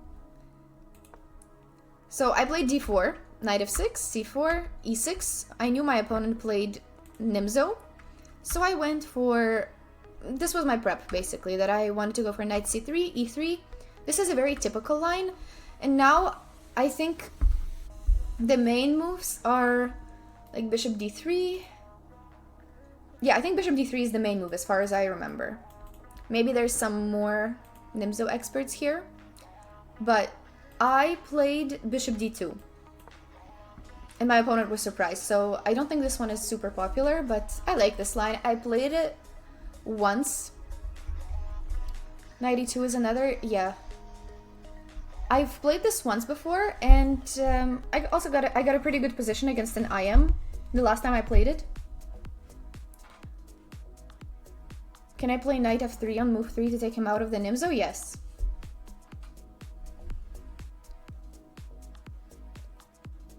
GMs and MDs are on a short list of 7. I would think there's a bit more, but 7 is actually really not a lot. But the thing is, guys, I'll never be a GM. That's the thing. So we have to make the list for WGMs. I'm never gonna be a GM. So the point of bishop to d2 is that sometimes I can take with the bishop. Of course, we know that that pawn recapture is a very typical Nimzo structure, but the point of this is to not get that. Hi, Miss Anonymous Bro. We don't have a command rating, but this is my CFC, Canadian rating. Why not? Why not what? Okay, no, but... No, I love how Twitch chat is so delusional. Guys, I will never be a GM. Like, there's actually no way. To be a GM, you have to either get it when you're 12, like when you're 13, let's say, when you're super young, and you're just going like off of straight talent and like you're just super talented, or you dedicate. What is going on? What is happening with my camera today? So, or you have to dedicate your life to it. And I cannot dedicate my life to chess. Oh my god, my camera is going crazy. What? The camera doesn't like my speech. The camera doesn't like the negative attitude.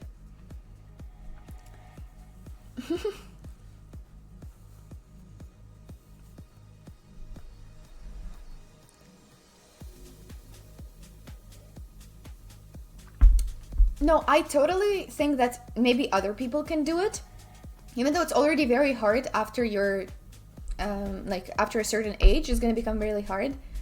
But I just sort of, I know what it takes.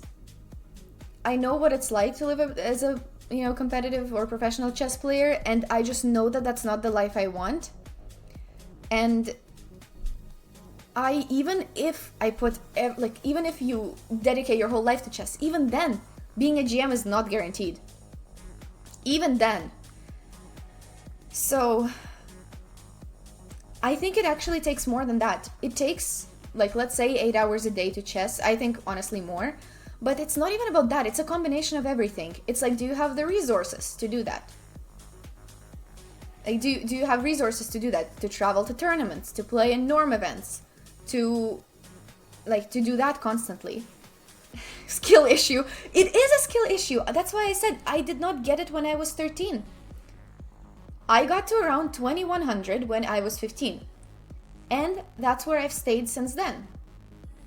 So that's why I'm saying, yes, if I got to GM level by the age of 15 before school got really time consuming, then yes, that would have been great. But it's just not realistic.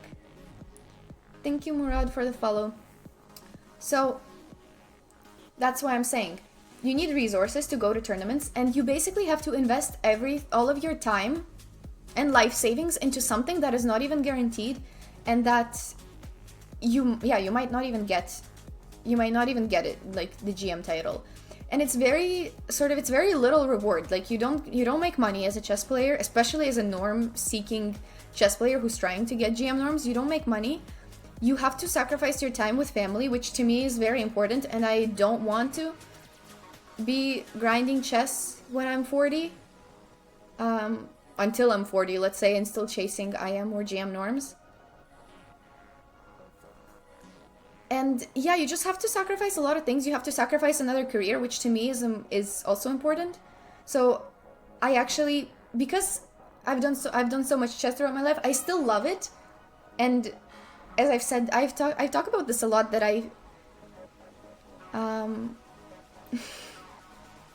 let's have a race to 2300. Yeah, I had that live. I never had it as a posted rating, but I had it live, so hopefully it counts. Briefly spoken, you have better things to do. See, I don't think it's better. I just, like, for somebody that might be their life goal. And they love chess so much that they are willing to dedicate their whole life to it. I honestly think sometimes it's a nice life. But not, yeah, I feel like there's so many other things out there. And I've already experienced chess. Chess has given me so much. And I still love it, obviously. Like, I'm still streaming it. I'm still playing in these random classical tournaments. So obviously I still love it. But I'm just not ready to do the whole Grandmaster grind. And even if I did, I'm not sure I have what it takes. But WGM, maybe. I've told you guys that WGM grind, maybe. This one, I might have it in me, but just because I feel like it's relatively close, but it's still gonna be a lot of work. I feel like I need like a year, which is a lot. So I don't even know if I'll ever have a chance to do that.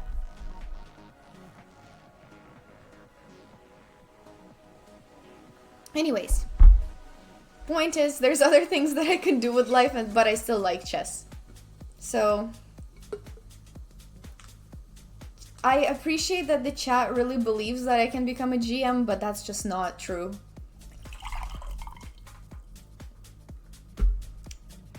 Yeah, WGM is easier than IM. WGM norms are 2400 performance, and IM is 2450 FIDE. You don't believe it? Nobody believed my speech. I gave a long speech about how I'm not gonna become a GM, but you guys are just even more optimistic. Talent, hard work, resources, the desire to win and be competitive, even then, no guarantee. Yeah, exactly. It's everything. You don't believe? I don't believe you can, but somehow I know what it takes. I think that's why I don't believe it, is because I know what it would take. I know what it would take to do that, and I'm not ready to do that.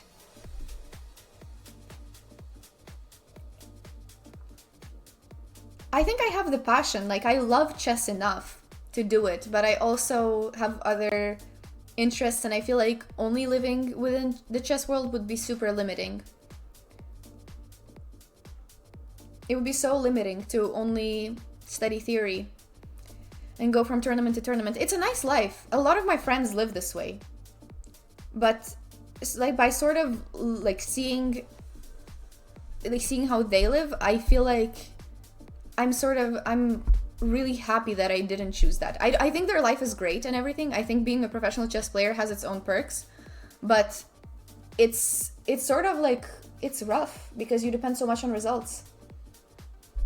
Honestly, I don't even know. Maybe medicine is harder. I don't know. It depends on the person though. For some people, chess is easy. For some people, chess is really hard. So maybe I'm somewhere in the middle.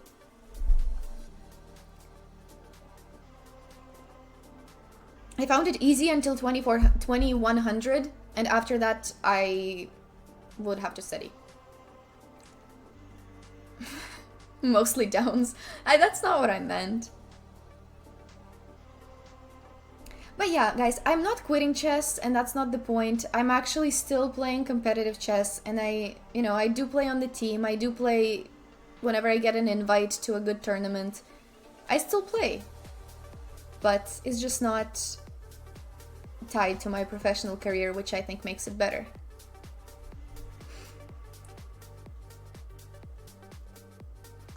Pieces don't have feelings? They do, though. Sometimes they do. That bishop on b8 from previous game had feelings.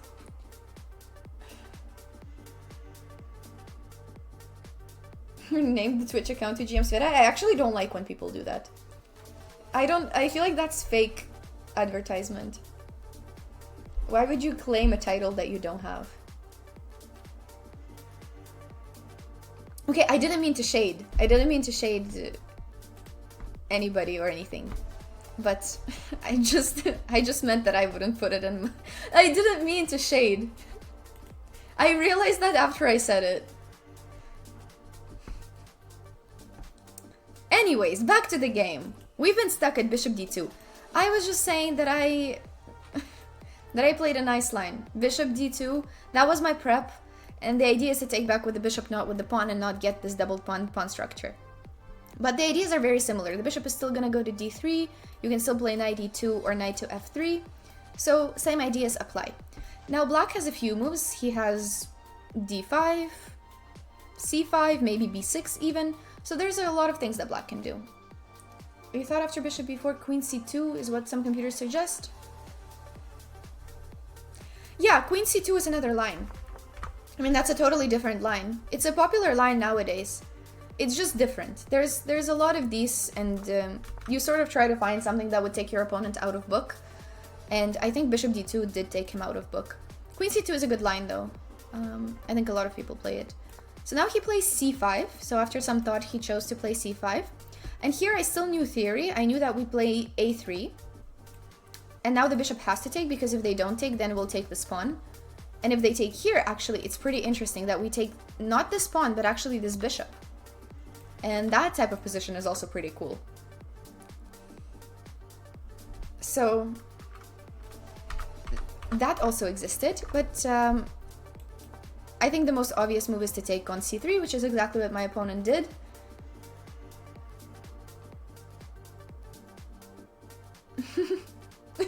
Streamlabs nuked an innocent citizen. Great. I don't know if I should turn that off, but I don't know how to. But it doesn't happen too often. So my opponent took, I took back with the bishop, and then knight to e4. So this was still theory, like look at this prep. My opponent didn't know this was prep, but this was still my prep. It was because of the dot. Friendly fire enabled. It was because of the dot, and it considers that a link.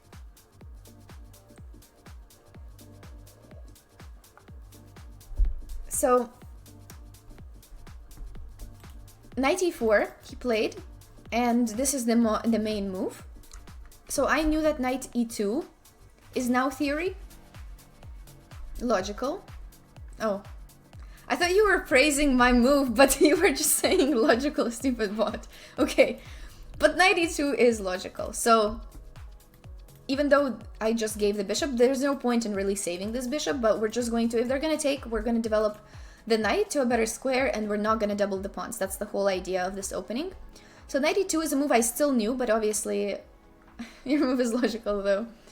That I still knew, but it has some interesting ideas. So now he plays b6, which is very consistent with the regular Nimzo setup. You want to put the bishop there. Thank you, Justin. So now you could try to guess what the next move is. I think this one is actually strategically interesting. What do you think white should play? There's a lot of good moves, but there's some that are strategically interesting. Think about what black hasn't done yet and why and what we can do about it. f3 I didn't think about that, but I think f3 is probably a move in a lot of the lines. Here though, I guess it's okay. Probably still good. f3 is usually, yeah, we play f3 a lot in the Nimzo to get e4 later, but that's not what I played. g3, no, but I guess they can take on c3 and then go bishop b7. I don't know. Maybe not queen f6. They actually, the engine actually says bishop queen there is good. So that's valid.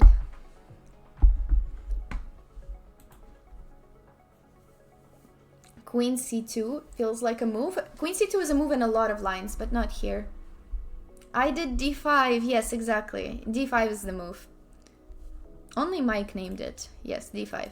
So my point is that black plays d5 in this opening all the time. And if they didn't play it, we might as well take some center with d5 ourselves. b4 could be interesting too. But maybe some issues with the c-pawn in that case if we push too far with b4. So I played d5, and believe it or not, this was still prep. This was still prep. Oh, there's someone else who mentioned it as well. Sorry that I missed it. Sorry that I missed it. b4 is a world championship match move. Wait, did this position happen? I don't think so. Wait, did it actually happen? Because I know somebody... Anyways, I forget all the world championship games that I know. So d5 is what I played in the game, and that was my prep. Now bishop to a6 was played, attacking this pawn, which is logical. Just focus me, was it you? Yeah, d5 is thematic in these positions. Now he attacks this, and thank you, Franklin, for the follow. Thank you. So now this bishop cannot really protect it because this knight is here protecting this bishop. So what do? We can defend it in two ways. I knew two moves here, b3 and queen d3, both are theory. So I played b3, and I remembered that in this position, black's top move is b5. And I was ready. If he plays it, then I knew that something like queen d3 is a move. And then this was the line I remembered. This, I think this b4 takes, I don't know. No, actually this is really good because then I get knight b5. So what was the line? I claimed I remembered it and then I clearly didn't. I remember there's some line with b4. I just don't know what it is. Maybe it's... No, it's not this. I forget my line. But something... But I just remembered queen d3. If he was gonna play b5, I was gonna play queen d3. And that was the end of my prep, which is still pretty far. This is good for me. Compared to the previous opening where I just played the Budapest and hoped for the best. You're so cooked studying. Do you have an exam? When is your next exam? So you were watching the stream, but not the World Championship match. I appreciate it. So b5 is the move, but he didn't find it, which I honestly don't blame him for. You told me earlier. I know when your last exam is. January 15th. I remember that, but I don't know when the next one is. Okay. So viewing priorities, exactly, I appreciate it. Oh, it starts the 28th. Okay, sorry, I missed it earlier. So, you have a lot of time. We're chilling. You have so much time. You have so much time. Okay, so b3 was still theory, and now he doesn't find b5, but instead he plays knight c3, which is sort of logical, I guess, because you want to get rid of this bishop. This bishop looks pretty dangerous. And I guess if you don't find this, then you sort of have to find another next logical move, which is takes. But after this, I was really happy. Because first of all, I knew that this wasn't theory. 3 exams this week. I'm so sorry. Good luck. Good luck. f3 will leave a lot of dark squares exposed. Yeah, I think f3 makes sense too. But we're not really struggling to play e4, right? Now that the knights went off the board too, we can just play e4. We don't even have to prep it. If you were playing, you wouldn't trade that knight. Well, the best move you have to find is b5, which I think is findable, but also not too obvious. But the bishop was also strong. So I don't know, I don't think there's a huge problem with that, but I just knew that it wasn't theory, so it had to be slightly suboptimal. And so now I get this position, and I was pretty happy with it. I just get easy development, and most importantly, I played this so quickly. Finally, I was up on time, so we were picking the pace back up compared to the first game. Which way is better to castle here? Is castling necessary? Even that's exactly what I was thinking during the game. I was considering both sides, and I thought that for now I would just develop my queen and my bishop and not think about castling just yet, because it's really possible for both. Exactly, and now b5 is not possible, and this is where my opponent started thinking. Because look at this position, and it's not that easy to find a good move for black. This knight is stuck. If it goes through d6 and knight d7, then I'm actually going to win this pawn on d6. Thank you, Hoson, for the follow. So it's actually really difficult to develop this knight, and as well as this rook, because that goes hand in hand. This bishop is normal, but it's also getting stuck, and it doesn't have too many prospects because b5 is not possible. So really, the only 2 pieces that have left to play are these 2, and that doesn't look too promising. So I thought that this position was really tough to play for my opponent. So he plays... I was considering queen f6, and I was going to play rook c1, just to defend it and to keep everything solid. And now, see how this d5 pawn... I actually think this pawn is the main thing that gives white the advantage. Is the fact that black didn't get to play d5, and that makes this development really hard. So he plays d6, and here's where I guess this is my next question. He plays d6 with the idea of e5. My question is, do you think we should take this and try to focus on this weakness, or should we allow black to play e5? Question of positional understanding, guys. Which one is better? You don't like my position too? You just don't like either one. You want to take? Hannah, thank you so much for the raid! Huge raid! Hello everybody! Thank you for the raid and thank you for giving the shout out. Hello, welcome everybody! Thank you, I hope your stream was good. How did it go? Yeah, we're doing a Canada time friendly stream and also maybe Australia friendly. I'm not sure though. Not very Europe friendly, but at least we cover the other two. Hello everybody. Thank you for joining. I was just going over one of the classical games I played this weekend. Thank you Rubix and the Naughty Reaper for the follows. Oh, she's in England. Yes, that's right.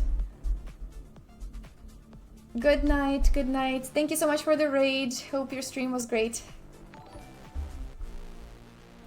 Thank you so much for the raid. Okay. And I was, so we were going through like a mini analysis and I was asking questions that we were basically training a bit. Am I 2300 OTB? This is my Canadian rating. So, yes, I'm 2300 CFC rating and 2100 something FIDE rating.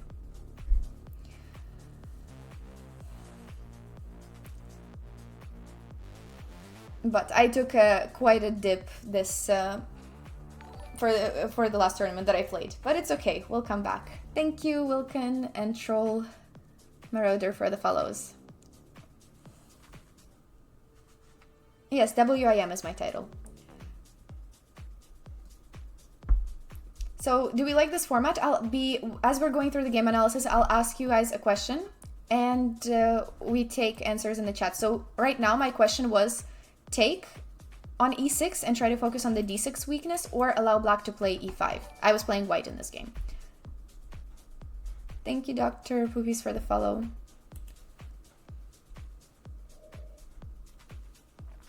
By the way, Queen's Gambit Cup.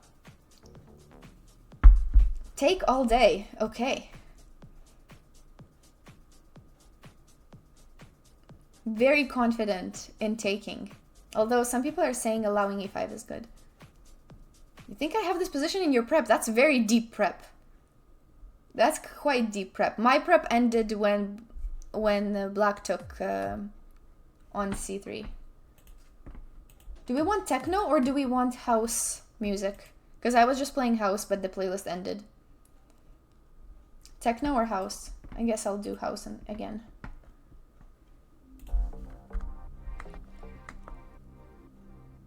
You prepped against your IM dad? Wow, I didn't know your dad is an IM. That's really cool. Thank you, EJ, for the follow. Do I have some metal? No, actually, that's my least favorite genre of music. I haven't... Maybe I haven't listened to good metal, but... Yes, so the answer is don't take. If we take... This is, obviously, it's still fine and it's just a slight inaccuracy according to the computer, but just even thinking about this positionally, you've opened up this diagonal, you've opened up this rook, queen f6 might be an option, and you basically give black counterplay where they didn't have it before. And I learned that lesson from the very first game that we analyzed earlier in the stream today, that if you can just not give the counterplay, don't give it. So instead, even if he achieves e5, then these pieces still stay passive. We don't open this bishop, so even though, sure, it looks like a pretty decent pawn structure for black, it's, yeah. We cooked, yeah. So that was the answer. Is we still have a good diagonal for our bishop, and that's exactly why in the game I played bishop to d3. Exactly. And that's what I did. I just played bishop d3 quickly. And I was really actively trying to stay up on the clock, which was really good in this game. So now he plays e5. And these pieces are still struggling, but maybe this knight only has one extra square. So yeah, he plays e5, and I made use of it. I played queen here, attacking this pawn. And I don't know why, I was really sure that my opponent was going to play either g6 or h6. I was like, what else can he do? Also, queen c2 is nice because we don't have f5. I think black really wants to play f5, but couldn't. Yeah, he wants f5, but now he can't. So I was really considering either g6 or h6. And after g6, I was considering some wild stuff. I was like, what if I play g4, preventing f5. But I think I was gonna settle on h4. I was gonna settle on h4. This looks good. Some attack ideas. I think it looks nice. So that's, or h6 was the other opportunity, and there I was also considering g4. Wow, I feel so validated right now. The engine likes it too. The engine likes it too. I feel very validated. Okay, do I speak any other languages? You detect a sassy Eastern Slavic accent. I didn't know I had a sassy Eastern Slavic accent, but you are totally right. I am Ukrainian. I was born and raised in Ukraine. So yes. But I didn't know I was sassy. h4 like a GM. I like h4. I like h4 type of moves. Hi, Real Vlad. Could have captured e6. What do you mean captured e6? You detect zero accent in my English? I mean, I don't mind. I don't... I feel like I sometimes have it. It depends. It depends who I'm talking to. Maybe if I'm talking to another immigrant, I'm starting to have an accent. Sometimes it's less noticeable, sometimes more. But I think overall I do. But if you think about it, everybody has an accent, because what even is a Canadian accent? It doesn't exist. Everybody is somewhat immigrated to Canada, whether it's from, you know, Europe a lot earlier or not. What, Ukrainian is not sassy? That's true. That's true. We're a pretty sassy nation. Ultimate center domination? Yeah, but you missed the explanation. I didn't want to give black counterplay on the long diagonal and for that rook. So that pawn is actually, to me, not worth it. Black's minor pieces really suck right now. I agree. That's why I was really enjoying this position. So what he does instead, he plays king h8, and I was like, why? I don't know. Honestly, it's fine, because I guess he is trying to drop my bishop. Actually, interesting question. Would you take on h7 in this position?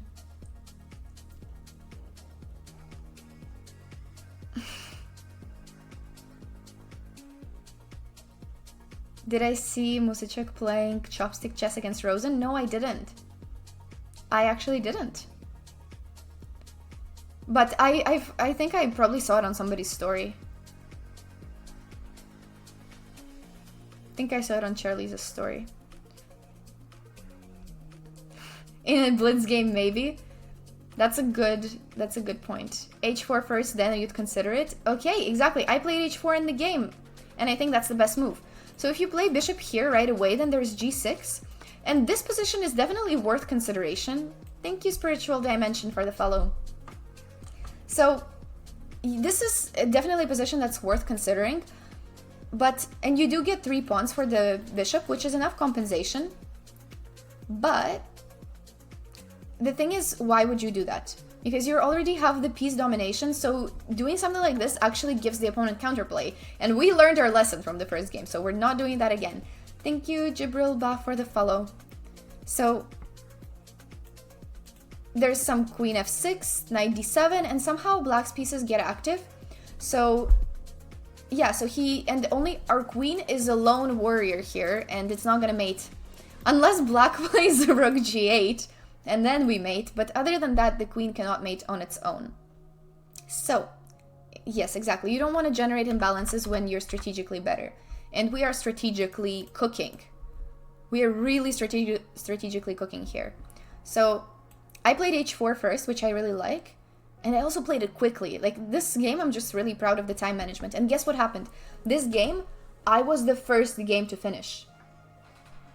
That never happens in my life. That has never happened in my life. I always think for a while, and I'm always like the last game to finish. Maybe not always, but I've often been the last game.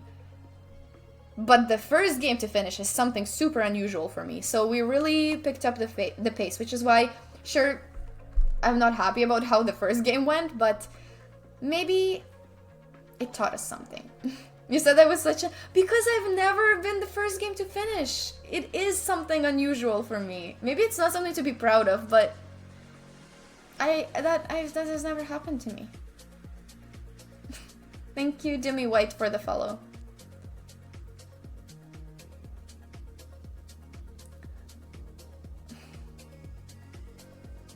So I play h4. Now the opponent goes bishop c8.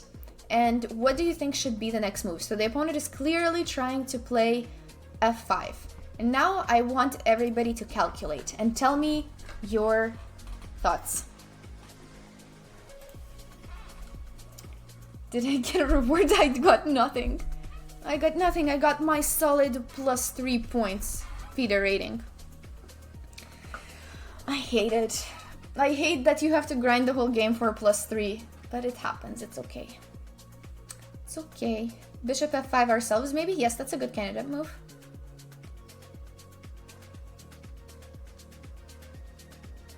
Can't resist a good pawn march. Makes sense, that's a good one. Take h7. Concert hall is onto something. h4, g4, f3, pawn march. Yeah, it would be nice.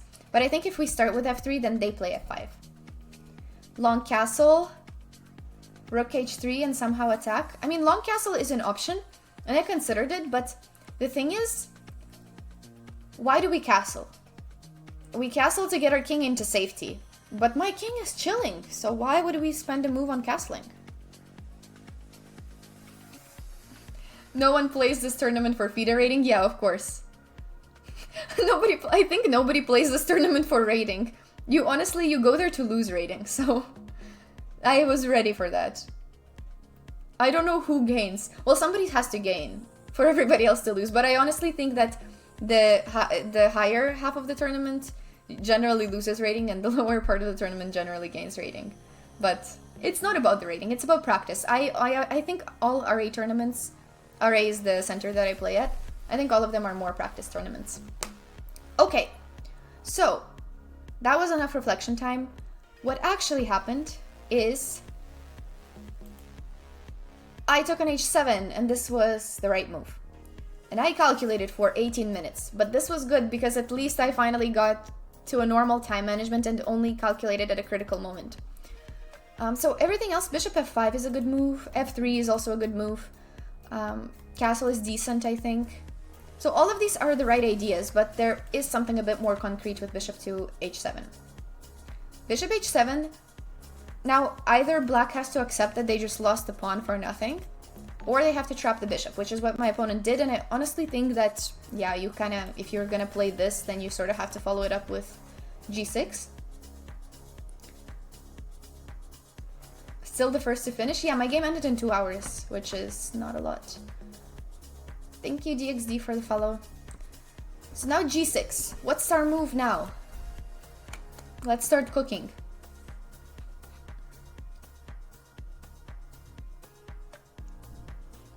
h5, yes, everybody got h5.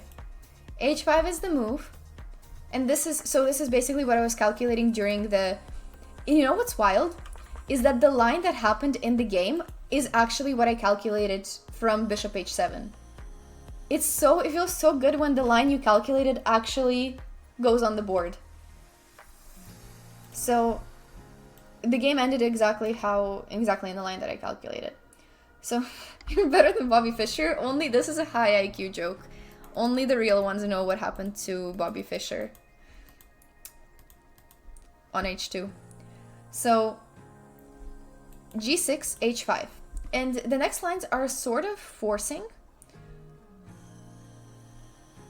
g5, f3, no, that's not what happened actually. g5 is an option, but then why did he play but then he sort of like admits that this was a mistake. He's giving a pawn. So he actually took the bishop, which, I mean, I was happy about. Now we do a double check on the king. Oops. Now we do a double check. And the king has two options, either king g8 or king g7. Both of them lose for different reasons, but let's start with king g8. This is not what happened in the game, but let's start with king g8. How would you play now? There's a lot of moves win, but I saw one of them. g7 is an exclam type of move. g7 wins, that's true. I was actually going to play something else. g7 is really good because you're attacking the rook, and it's also impossible to take this because of mate. Here, and where's the mate? Queen, oh, just queen h6, yeah. So this is a really good move. I was actually gonna take here, queen g6, maybe I'm complicating my life, but I saw this line and I thought this was winning. So the idea is this and win the queen. And I don't even know. Yeah, I calculated king f7 here and knight e4, and I thought this was winning. I think this was a pretty nice calculation because this, yes, this was exactly in my calculations. I love it when the computer validates me like that. And now you can, yeah, join with the rook. Is there queen h7? The short blonde guy, thank you so much for the 100 bits. Thank you, I appreciate it. So this is winning. Yeah, I guess you could play it a bit more complicated with this. Wait, I think there was also this interesting move, queen h6. No, but that only repeats. That repeats. Anyways, wait, let's get to the end. Yeah, so this is... Where's the end of this? Why is the computer just repeating checks? Thank you, Chess Blunder Maestro, for the follow. Thank you. Yeah, I guess you just have to find something like rook here. Also, it recommends f3, but f3 feels somewhat slow to me. But yeah, you could also go for something like that and just... You already have so many pawns for this piece, and these are just not playing. And there's gonna be mate there eventually. But maybe something like this would have been more complicated, and g7 is a lot simpler. Yeah. But I stopped my calculations at knight e4 because I felt like that was winning. Bye, Governor. Thank you for stopping by.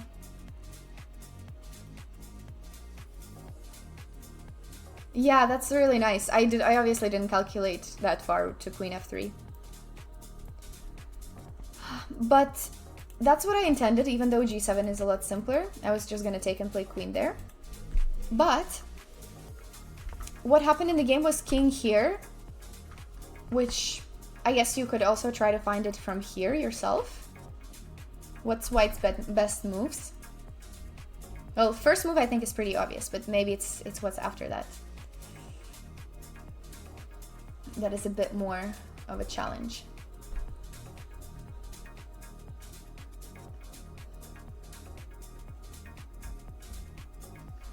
Okay, rook h7, yes.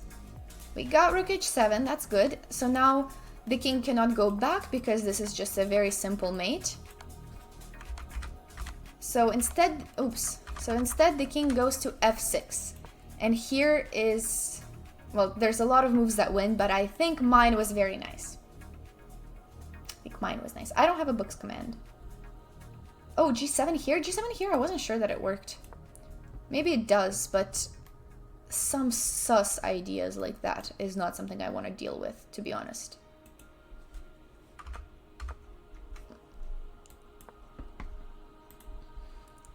Queen e4, h4 looks nice. That's exactly what I did, Seb. So, queen e4 I think makes the most sense. You just join the attack with the queen. And now, if they take like this, then we get queen h4, g5, queen h6, this, g4, and mate.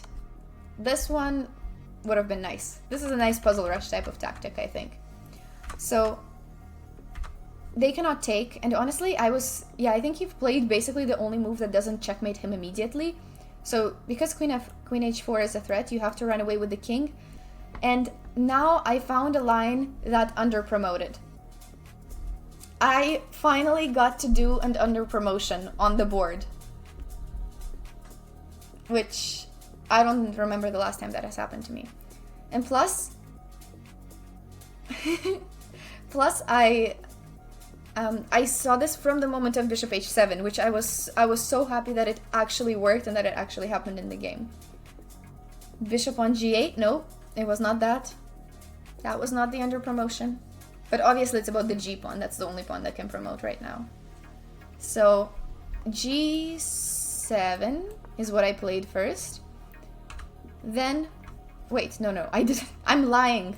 I played queen h4 first.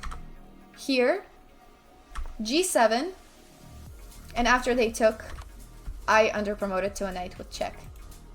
So, that was nice. I don't remember the last time I got to under-promote. So then in the process of doing that with check, I won the rook, and yeah, I'm up a rook, and the game ended here. How black pieces are sleeping in the starting squares? Yeah, it was crazy. So, of course, I was lucky that the opponent allowed this whole bishop h7 sack. Probably unnecessary but flashy. Well, there was... You have to. When you can under-promote to a knight, you have to. But yeah, I was happy with this game because it was right after my loss, so I needed to sort of regain a good pace on the clock, sort of get back into a chess mode. So I'm glad that at least the second game had some nice tactics and inspired some confidence in my calculation abilities, because I was not too confident before that. In your last game against the GM, you under-promoted into a bishop? Nice. That's probably pretty rare. So, it's like en passant you have to take. Yeah, you have to do it. So, those were my 2 games.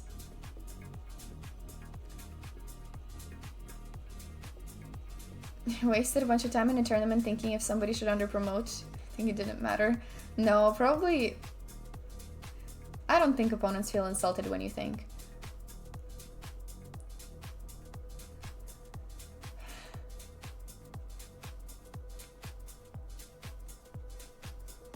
Ah, okay, so it didn't... Oh, so it didn't matter, you were just under-promoted because he had to take back. Okay, that's pretty cool. So, yeah, those were my 2 games. I don't think I have time for more than that today. Maybe I'll go over the next... I don't know if I'll go over all of them. But maybe. Maybe on Wednesday, because I'm not streaming tomorrow, but I might stream on Wednesday and on Thursday. So, perhaps on those 2 days, if you guys like this format. It's slightly more educational when I'm not yapping all the time. That heart is hypnotizing me, Kako Valderrama. 3 SvetaStreams in 1 week? It is Christmas. No, but it's because... It's because I'm actually slightly more in control of my schedule. Tomorrow I can't. I have to... Well, every day I have to go to the lab. And tomorrow I'm also going to volunteer with kids, so... Kids are more important, sorry chat.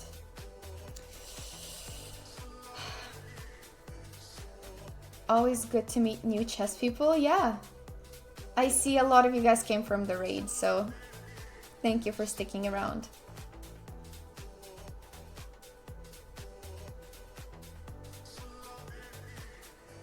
Thanks for the recap, so you need to sleep anyways. Okay, bye Najo. It was fun. So those were the 2 games, maybe we'll do the other ones soon. Let me see who we can raid. Okay. Perhaps we raid Lafong. Let's raid Mr. Lafong. He's a Canadian chess streamer. We're gonna support a local, our fellow Canadian streamer. Okay. Holding for children, nerd. I don't know if that's an insult or not because there is a heart next to it. I can't tell if that's an insult. I don't even know if I consider nerd an insult. Like, I'm the nerdiest it gets because chess and school. Like, how much more nerdy can you get? So, let's start the raid. Okay, so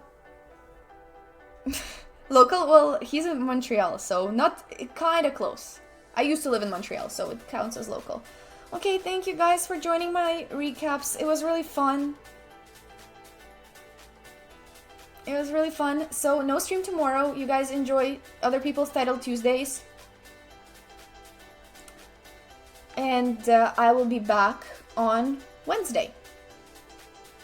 I'll be back on Wednesday. Maybe some more recaps. What? Okay. Have a good rest of your day, everybody. Take care. Automorphism. Set up for the president. Nice. Nice, nice, Devo. Okay. Bye, DBL Click. Thank you. Thank you, Just Blender. See you on Wednesday. Hopefully not as late, but I'll put it up in the schedule. Thank you everybody for hanging out. Have a good rest of your day and good luck with whatever tasks you have for the rest of today. Bye bye.